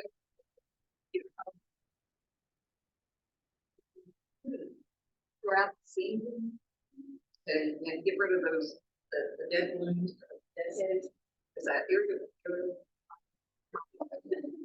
lives up in the studio. And so if you can get rid of that, but it's what the dead flowers on it. You can bring those out. So with that, it's the systemic insecticides. Two ways. But really, I mean, people, I don't know why. They don't. Well, just because of the you still need to prove. You need to set it out, you need to get ahead, and get rid of that.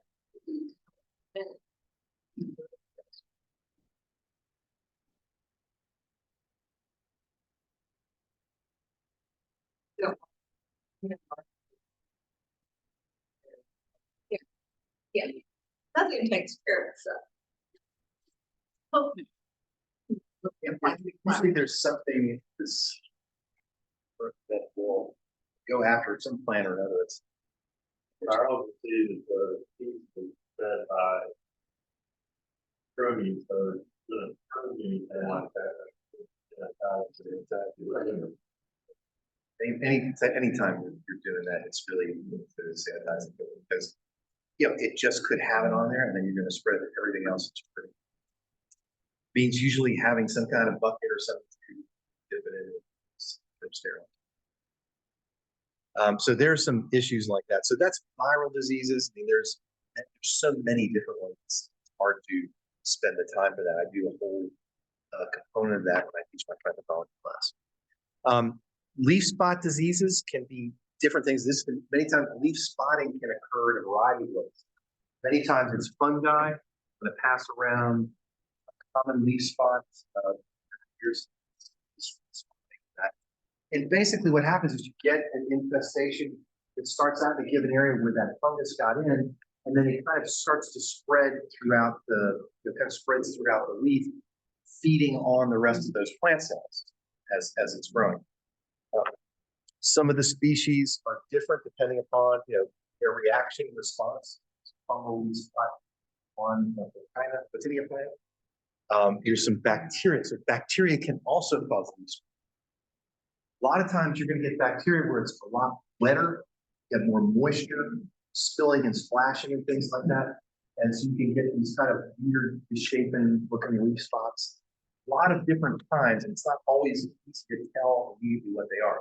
They tend to be down where the lower portions of the plant, where there may be rain splashing, they have more chances for bacterial leaf spotting versus kind of up one aerial canopy for some fungal. There's some other leaf spotting here. This is again bacterial leaf spotting that tends to be a little bit lower in the canopy because if you have a rain splash, that's a great way for bacteria to move. They tend to have wet conditions for them to move, whereas fungal spores can just waft on the breeze. And so it's why bacteria are problems, but they tend not to be not as voluminous as the fungal issues because of so many spores. Some different kinds of things produce actual holes in the leaves of the plants. Cherry, so the fungal infection, the leaf spotting occurs in here, and it's killing a part of the plant. Sometimes the plant will wall itself off and sacrifice a portion to, basically, all right, shut down the disease. Plants have the ability to do that. This is not necessarily the most beautiful plant, which I talk about ornamentals, but plant is struggling and surviving under these conditions. Sometimes they can produce a corky layer on them to wall off and sort of sacrifice a part of themselves. That's why you have a disease called potato scab that is not very attractive, but the potato is basically walled off disease, but it's kind of nasty looking potato. Shot hole cherries, in this case, this took out a whole section of Yoshino cherries that were particularly susceptible to it in a rather expensively landscaped area. Of course, there's volcanoes on the trees too. That's the classic thing that they tend to do in all these places. A lot of money there to the volcanoes. But, yeah. Right. So you have those issues. There's another type of disease you may have heard of called anthracnose, which is these rather irregular fungal infections. This is in ash, oak, maple, sycamore, dogwoods, have got a varieties of different anthracnose. We have them in row crops, vegetable crops as well, causing really kind of weird looking structure depending on the species that look like an ash of them. There, with cool, wet springs, you tend to get some of those. For many years, we've had the Discula fungus attacking dogwoods, eastern part of Tennessee, and they did a lot of work trying to reduce that. We still have Discula. Is it as common here in this part of Tennessee as it is? No, more than spot.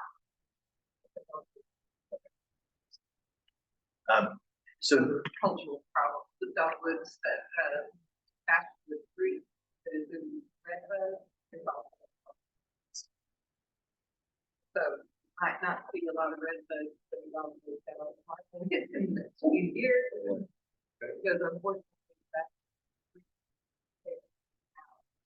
And they're taking them out of the nursery. There is no tree because they have high. But that's still under research.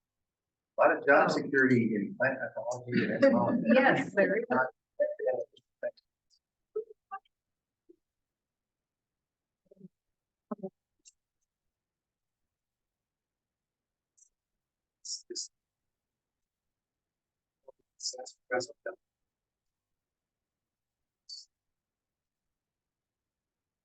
So yeah, there's certain species that will take out populations, but as others.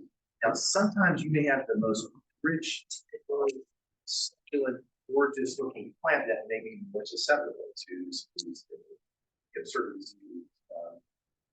That's one of the things we have for our best crops left behind some good protection. So we're trying to breed resistance. And so anthracnose, some other issues of anthracnose, fringe tree, anthracnose. There's some really bad spot anthracnose in these folks. Leaf tissue, and then the bracts, basically, which are the petals of dogwoods and spring. And just figuring that, the tree survives through most of this, but it's definitely weak in the ability. Then there are, I didn't really talk much about the coniferous side of these things, but there's a series of different blights that can infect, various conifers. So pines and spruces and junipers are susceptible. There are some that the Austrian pine is having some trouble with. And you can see some certain infestations that are really kind of cause problems. It's an ornamental, exotic species that has some of these issues. And there's also spruces can sometimes get some of these there as well. Let's see, here's a closer look of that. Infections, separating wheels. There have been a series of die-outs of spruces in this community that I've noticed over the years, but I have a feeling that has more to do with climatic issues than necessarily these particular fungi. Have you had those?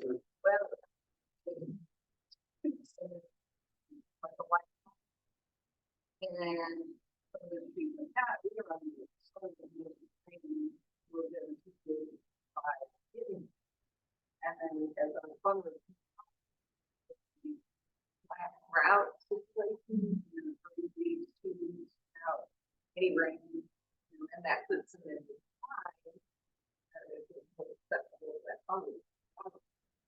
the Colorado tree, other trees, Norfolk.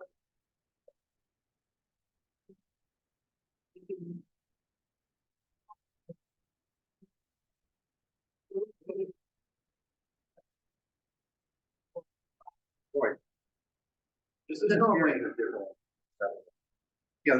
Certain plants like hemlocks also don't do very well because it's so hot. Now, I have found that the Serbian fruit is actually great. And places where they're from, is, pretty much what it's like when I hear.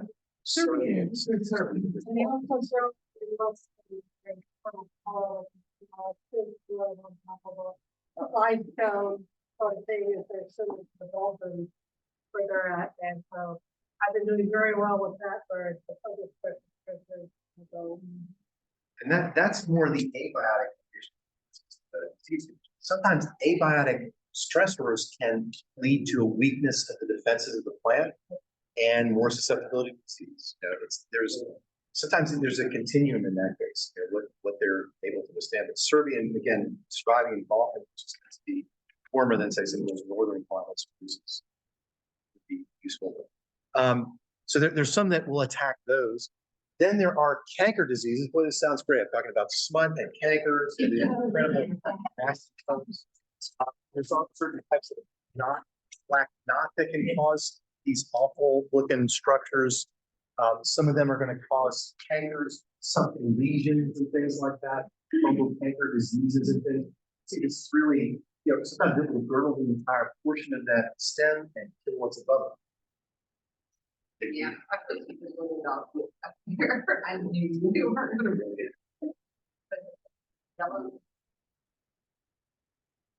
And so sometimes you can get portions of the tree, the bark will have sunken lesions and things, and the rest will kind of survive around it. Some of the resistant chestnut species that they've been able to grow and develop may get a few of those, but the plant is able to wall that off and keep growing.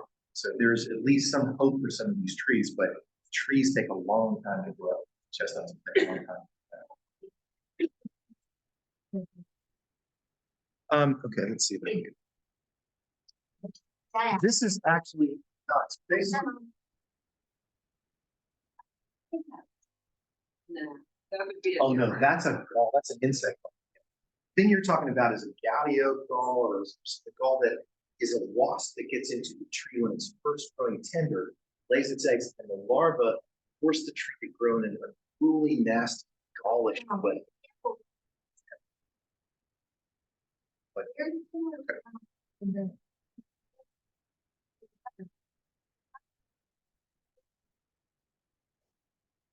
oh, nasty.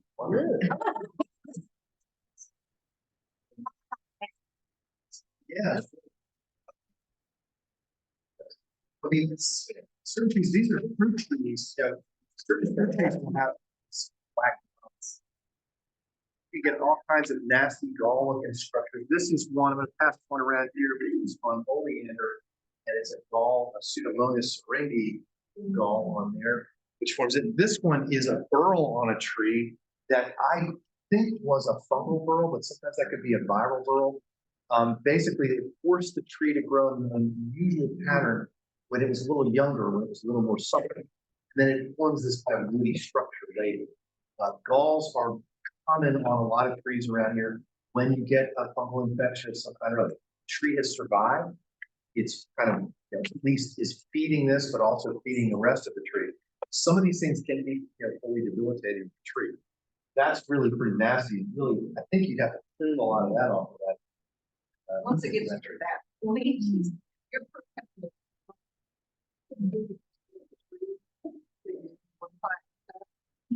Go back. Sometimes that's the case. So there's many things you may see. I'm not trying to like make you like never want to plant plants.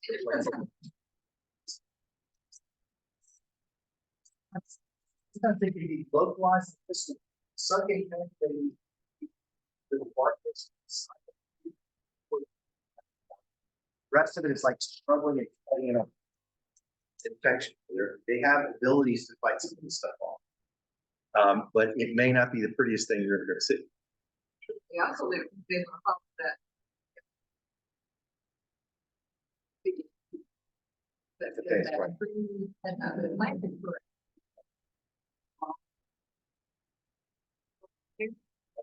Could be kind of.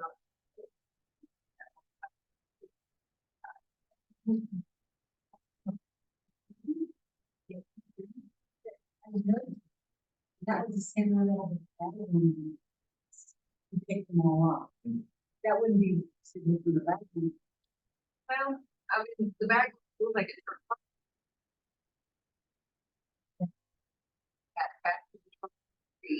You're more likely to find that either.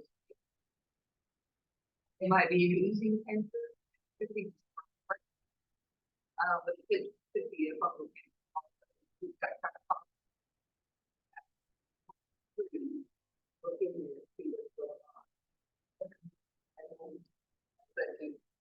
By correctly, you have to pick samples of liver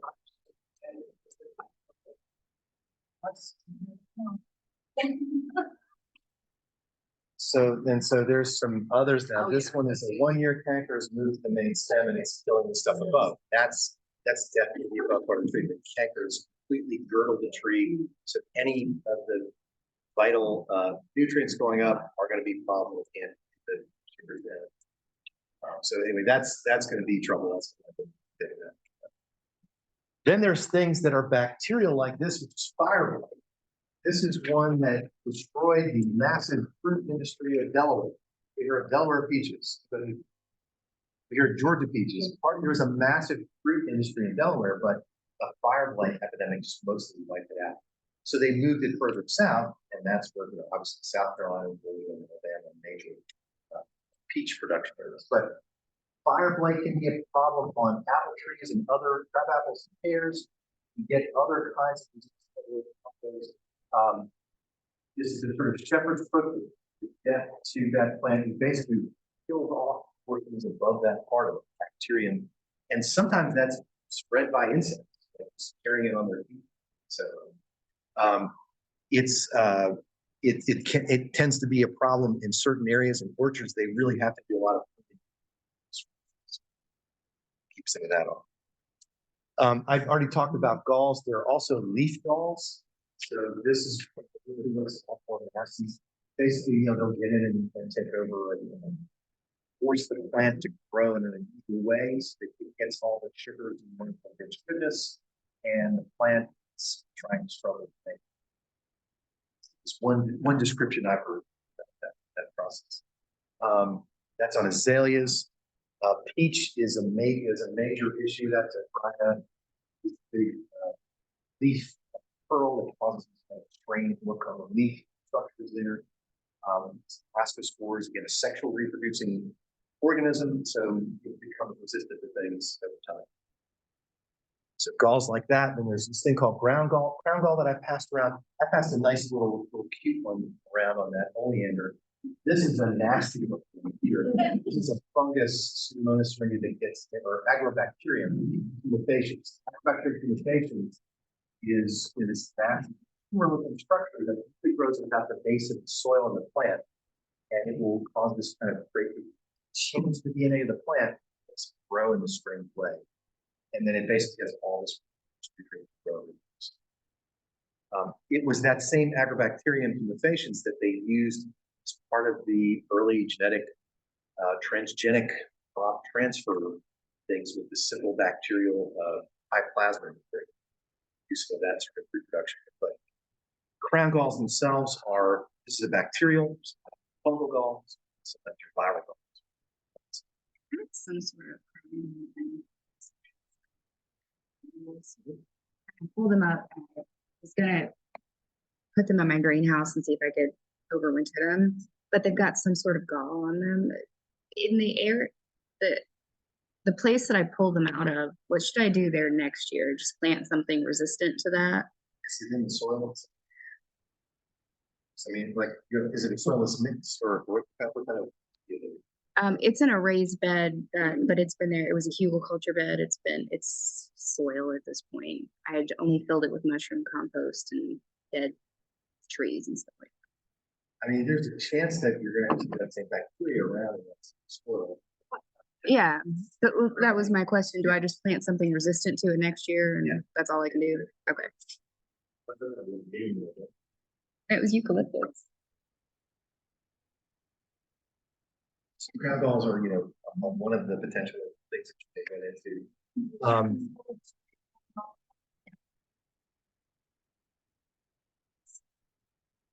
There are a certain host range of different species, but doesn't affect everything. We've had it on cotton plants and things like that as well. Kind of depends. Sometimes there's a wounding at the base of the soil that opens up to the infection. Or if it's just the soil itself in the area. Let's see. So stem rots are also a problem. So this is southern blight. You can see all these nasty structures here. This is kind of a series of white fungal components that are killing that plant and then that base. And then there's some other kinds of things that are crown rots. So Phytophthora crown rot, a bunch of these petunias in this case. Phytophthora is a water mold, different species related to that. Not sure what Alan was talking about. So basically, you just had to take them out of that section there. Then I finally get to nematodes, which I had an interest in. I studied some of those for a while. These again are these eelworms or roundworms that are microscopic or nearly microscopic that feed on plants. Some of them have got this piercing, sucking mouth part that's hypodermic. So some of them are plant pathogens. There's a lot of nematodes on Earth, but some of them are plant pathogens that live in the soil. They live in the soil water matrix, and they have this ability to do longitudinal muscles. So they kind of make this movement. As long as there's enough moisture around the soil particles and fruits, they can make their way around those areas. They're not going to travel very far distances themselves, because they can't fly or anything, but people can sometimes carry them on dirt that's on equipment, things like that. That's how we got the reniform nematode in West Tennessee. It's brought up from farm equipment that had been loaned in the Rio Grande Valley, stuff like that. But these critters are, in certain soils, they can really become problems with plants because they have enough maneuver. That stylin is the thing that it uses to suck the plant juice. Sometimes you get a foliar nematode that lives up in sort of the canopy of the plants, live in the leaf components, and they're invading that tissue. So this is more in these ornamentals, and then you possibly get some of those, and so they'll produce this strange, almost mosaic pattern or parallel venation going to cause trouble all up and down and affect those veins along those plants. They're very, very small. You're really not going to see much of them unless you've got some kind of microscopy to see that. or foliar leaf nematodes emerging from the leaf tissues. Root knot nematode is one, particularly is a problem like I mentioned in sandier soils. That can cause all this trouble with problem. You can't really see what's going on beneath there. You pull it up. These roots are. The nematodes have been feeding on them, causing these strange kind of growths. And when you've got a root system like that, you're not bringing water and nutrients up very efficient. Everything above starts to yellow and die out. You see that there's many different symptoms that are wilting that could be something happening to the roots. Fungal, could be water mold, as bacteria, or sometimes nematodes. Mostly we're not having as much trouble with nematodes here in this part of the country, but occasionally we do with a few species that can negotiate our clays. Root knot nematodes, that's, you know, inside that, they're basically, they can make their way into it and they set up shop and become egg factories for producing a bunch more. Farm equipment can move it in fields and things like that. We can sometimes move them. But that, you know, that's one of the issues that we'll have. And there's the nematodes hatching from the egg mass that is the mother, and then kind of spreading this watery matrix to feed on other plants. Yeah.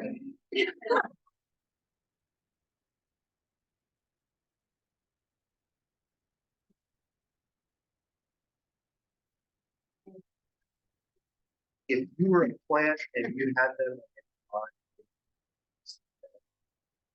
that's good. But the thing about it is, if you've got rich, fresh soil, somehow it goes into your fields, nematode eggs are still in that system. It can spread. That's how it happens over in West Tennessee, reniform nematode. You know, if you get some contaminated soil that goes into your greenhouse, that would be possible. These nematodes do not. There are some whole host of other nematodes on animals, but fortunately, those aren't the same ones. There's some nasties. There's too many parasitology like recounts, but plant diseases, nematodes are particularly focused on. Yeah. There's a whole host of other things, but that goes beyond the scope of our discussion here with plants. But as far as wilting diseases, there's a series of them that are problems around here. We have bacterial leaf squirts that have been killing a bunch of oak tree pinnotes in this area. And so, you know, especially pinnotes seem to be vulnerable. Austin East Campus, I've watched over the years, one by one they go down. And so they're vectored by a little insect. It's a leafhopper that basically can carry that in its system and then, you know, spread it out there. And then it is able to pass that on to bacterium and, you know, plugs up the vessels, filling, you know, those outer portions. Only this section is sort of synthesized, but it's been one where mostly they just had to remove. I've been go across campus with tree identification, you know, like plant science, I'm like, oh no, that one's going down. How long will it be until the sign brings it, 30, 40 years old?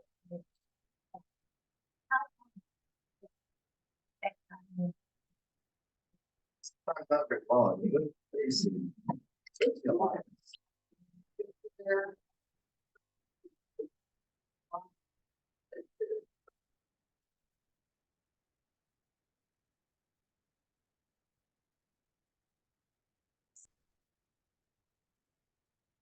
Water.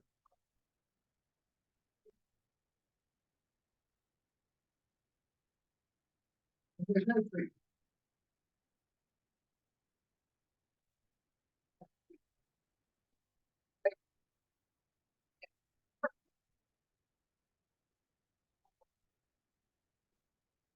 We have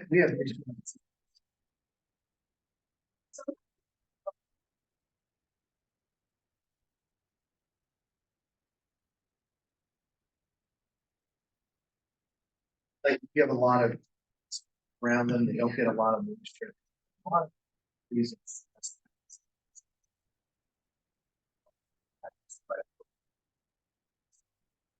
Concrete perfect, they can withstand all that stuff, and they got the touchdowns. This can also, bacterial leaf can also strike sycamores, some of those issues as well. And there's one that Alan put up of Prince Charles, and was still Prince Charles, King Charles, a bacterial leaf spreads killing plants in parts of Europe as well. Series of different species of some of these that could be problems. That I do not know. I think that they may be European sycamores, but I don't know. Not sure what that is. They almost look like Wizard of Oz trees. Root rot diseases are another issue that Alan will need to at least touch base on. Affected plants that get stunted or wilted because the roots themselves are being attacked one way or another, bacteria or other things. Sometimes it's a compounded problem with bad drainage. Put pine trees in a low-lying area, they're going to not do very well, especially if you leave burlap and stuff like that. But there's you have a poor root foundation, you have trouble. What they say, want to dig a $10 hole for a $1 tree, you want to make sure you've got enough room for those roots to spread out in, and that they're going to get what they need. So if it's a cypress and you got a wet spot, they won't. You have to remove them. But if it's a dry ridge pine tree, that wet area is too much water and sediment. That is many times the issue with ornamental plants. They're the wrong species, wrong place. So here's an example of a juniper, very root bound plant, but just all wet and not very happy. Problems that plant being able to, some of those roots themselves start coming to bacteria or other things like that. Sometimes they have active infections that are growing on them. Sometimes they talk about adding pine bark for better root rot control. That's what Alan was at least touching base on. And so some of these have the ability to withstand some of those kinds of issues. It depends on the species. Pine bark tends to have acidity to it, so you have a species that's able to withstand that pH. Let's see. And so yeah, they're growing pretty well with this. So he put some pine bark in that case, and so they had better root growth for that. Some species will get things like black root rot. In this case, some significant problems, slow progressive decline in the plants, and some yellowing in foliage, things like that. They're not getting the nutrients that they might need. They got fresh food system. A lot of species are infected by black root rot. Hollies and pansies and yapons, all kinds of different things that are being impacted by that. That's a fungal one. Let's see. And here's what that looks like. These are roots that should be nice and fresh and tender, kind of growing out. And all these are kind of dying, that are dying, that kind of this blackening lesions and things like that. That's just not active root tissue that can bring up all the moisture and new things that you plant. Let's see. There's some other kinds of things that you're on pansies. Here's the spores that are underneath there. They love that wet environment. Problems for a variety of different things, especially tender species, fresh young tender species tend to really succumb to some of those things. Variety of different fungi and water levels in some of those places. If you can, for those sort of things, if there's a way to improve the drainage,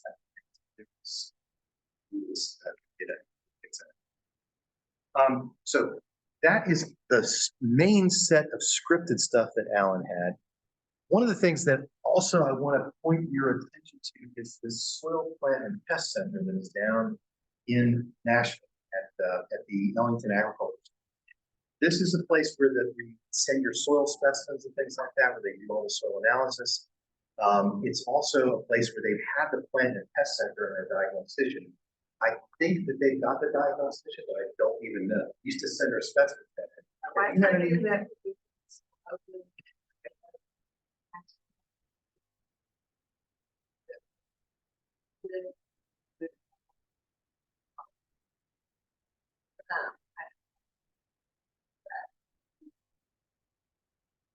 So we had distance diagnostics. The agent send in for you, we take it, we come out and take it. We all- If I can do, I send it off to the lab. And that service is free. If you actually have to send in a sample, it's about $15. And well, actually, we have to mail it in. They have a form that you can fill Yeah. out that gives you basic information, your location, et cetera. What is the sample? What have you got? What are you wanting to do? Are you trying to identify a disease issue or an insect issue? Plant name or variety, if you know it, where you planted it, conditions, a lot of basic stuff. So in the process of diagnosis. Sometimes I've got, We have a website for, the,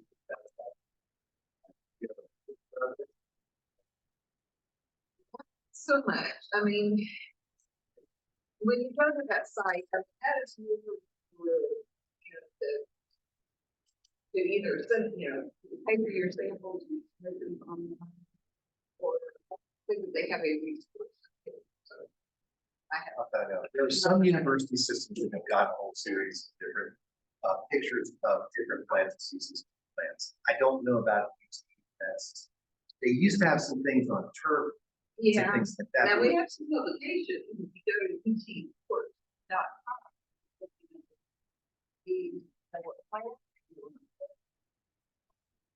Small filing free, different things like that. Yeah. so public.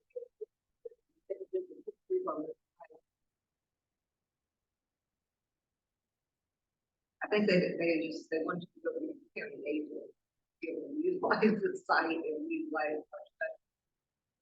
A lot of times you have people that have a wealth of knowledge, they're county agents that know what's happening in the environment, the kinds of plants that are there. That person with wealth of knowledge, it makes a lot of things better for us here. It's very, very good. When she doesn't know, she can usually send it off. But she's got a digital image. It's fine.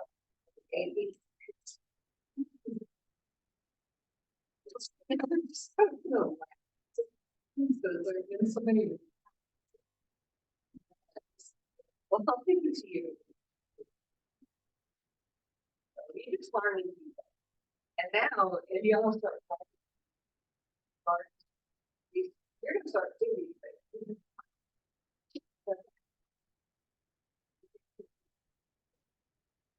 But that's the real way that you learn. Get out there. Read up on it. The truth is, you all think after you've had this kind of training can be eyes and ears, can be like first line of defense. You could say somebody saw the first spotted lantern fly down in Davidson County and was able to get that information out. After we already established stuff.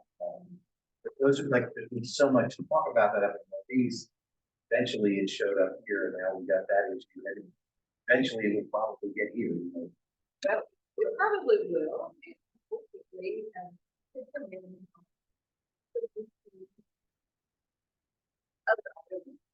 From up here. So I'm gonna So- plug Philo. So look, eyes and ears. So you all have the ability. Something, say something. That's also true with this kind of knowledge that you've got in this process. It's many times amateurs that have the ability to do this. And so there's things like iNaturalist, there's that one with the website app where, like helping to identify here's something that occurred in a graphic location. Folks were trying to reduce the impact. That's some contact info for them. You can give them a call if you have some specials down there, but usually they say that They like for you to.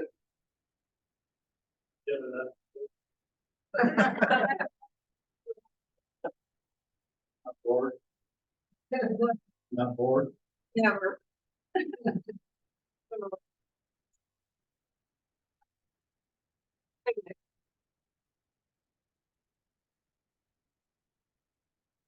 But I'm sorry to have had one of these slides that overwhelmed me, but it's not like every one of these diseases is out to get all of your plants. Got a species that you know what it is, you can look up what species might be affecting that species. That can help you narrow some of it. And what might be affecting what part of that plant. You know, whether it's above ground portions, fruits, leaves, or roots. There's going to be different types of organisms that may be on them. And so you can eliminate some things. But sometimes there isn't, there is, when it comes to plant diseases, sometimes we have to plate them out on culture media to identify the actual spores. My students go through that process, Koch's postulated pathogenicity. So they're basically, we'll take fruits that I can get at the grocery store that have something that's infected. We'll take it, plant it, we'll plate it on a culture medium, then we'll infect another fruit with it, if that's the causal agent, and then replate that. And that's the case it's gone through Koch's postulates with proof of pathogenicity. That's one way that the diagnosticians are able to determine if that's the actual causal agent or something else that's sort of extraneous. Sometimes you have bacteria or fungus on the surface of it that's really not causing that problem. It's so with plant disease, sometimes you have to have microscopes and sometimes you can figure out and what's it growing in? Is it the wrong tree in the wrong place? Whether it's wet or dry or something. So anyway, that's an overload. I'm sure you got an overload. Anybody interested? I do have plant pathology coming up in the spring and also the vegetable crops on campus. That's our two kind of major plant classes. And then we have a series of other things that are coming up. Anybody's interested though, if you have students who are interested in our program, I've got some basic info here. You can pick up one of these. It's got the QR codes for the box you can shoot to get more info. Agriculture at Austin Peay, and some of the different things that we do. We have a farm that's about 440 acres, just about 3 miles from the campus. Our students get to do some hands-on with. Every year I grow an SOS food pantry garden at the Austin Peay farm. We get bushels of the produce for students and families and others in need of food. I don't know, are there any other of those kinds of community gardens going on? Alex has one kind of in fall, and she had her book come out to us in the summer. We have a bigger volume. I'm sure there are. Community gardens.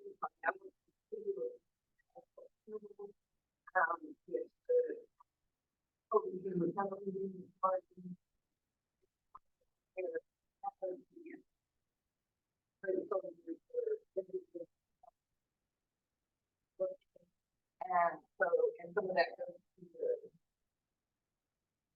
I'm trying to think of what it, there's a, something else. There's expensive house, 14th, yeah.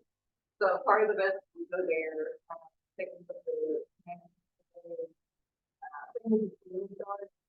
it's kind of in a lower income area, so a lot of the children who take that home. And so that's really the only two that I know there are some others who kept the one. That is truly dark.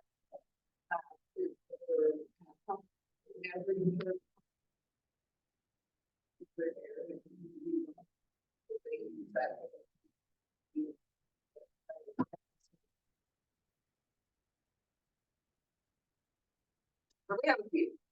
And if you need seeds for your garden, Okay. we'll be giving those out in spring. So we got the huge study seeds.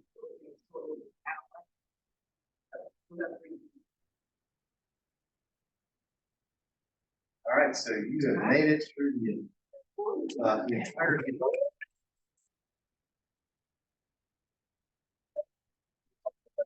Yeah.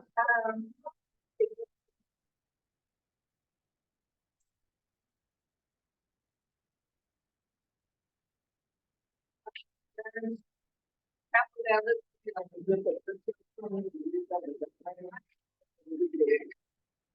will rate those.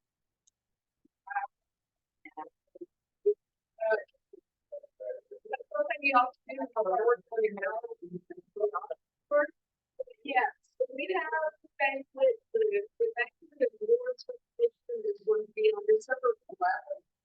Okay, that's date the normal, we're gonna get the civic hall for our normal meeting day. So December 11th, I did put an average money at 6 o'clock.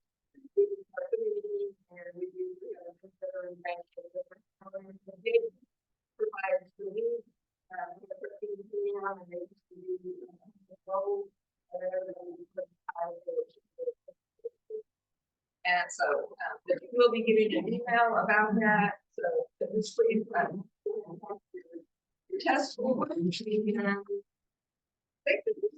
that's about it. You can start doing your hours now that you finish. I mean, it'd probably be easier for record keeping purposes to start in January, because we go from January 1 through November 24th. I usually want to right about Thanksgiving so that I can be ready for family. That gives me a short period of time to figure out who's going to class. But so anyway, you're on an annual cycle. You have January to November to complete your 40 hours. You all do not have to earn CEUs. Now that is a rumor going around amongst the association members that I can't tell.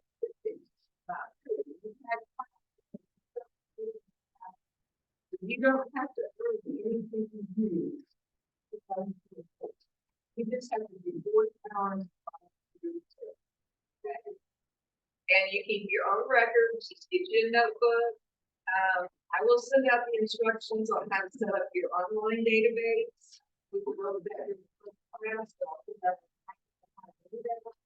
So if your computer is hefty and you want to add that in after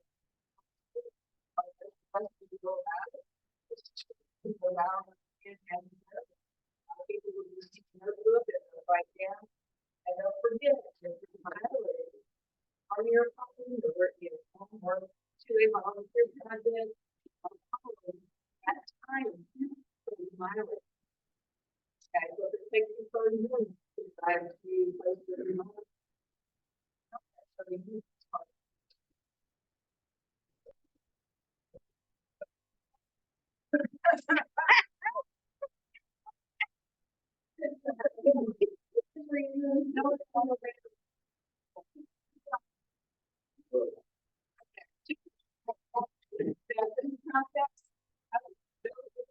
Newsletter, and I will make sure that you all get it.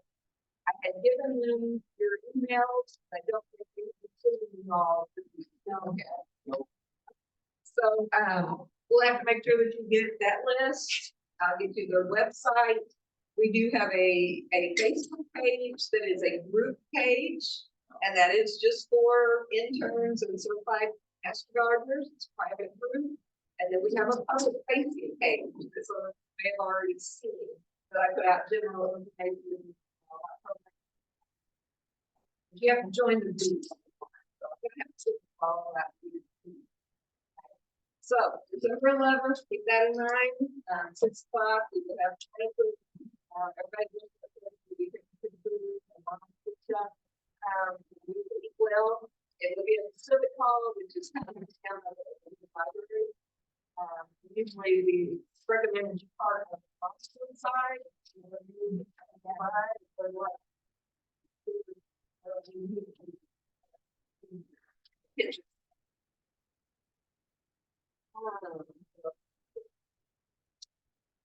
Any other questions? Who made the delicious pawpaw? That's so. Yeah. That's so cool. Yeah.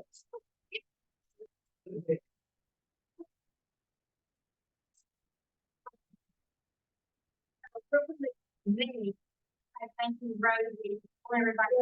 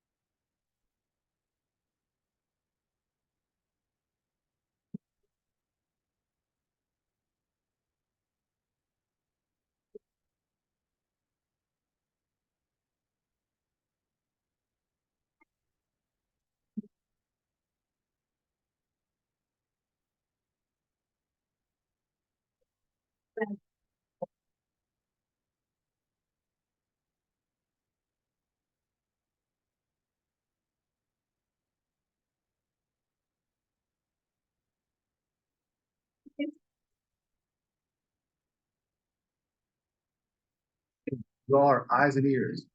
Yeah. Check that out.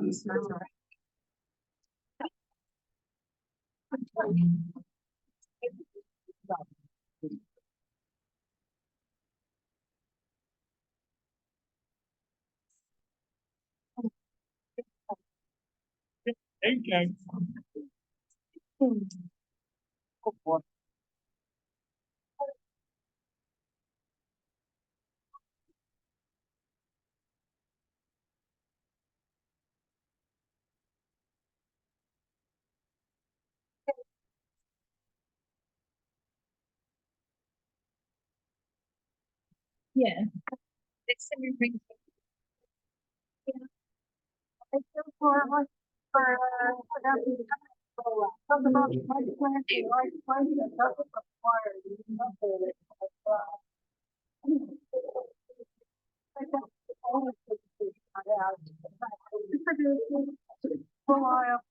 Doesn't require, also help people, also doesn't like that.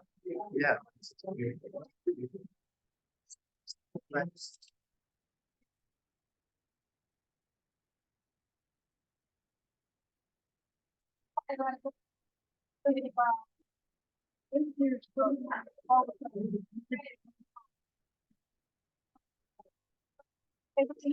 Pick up on the phone. There's something to take on the state, 75 pounds.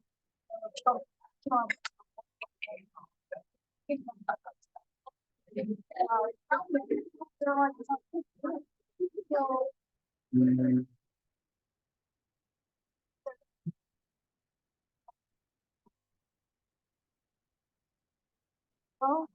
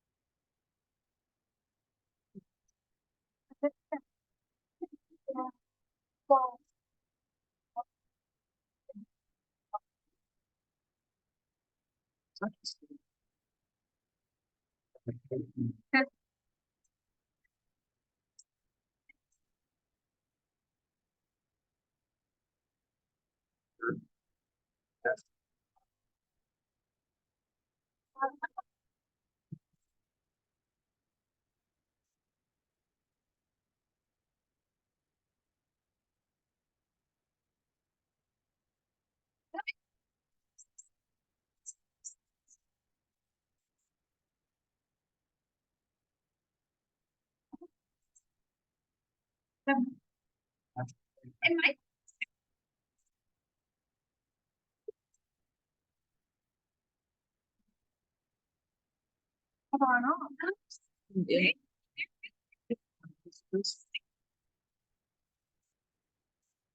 Anytime.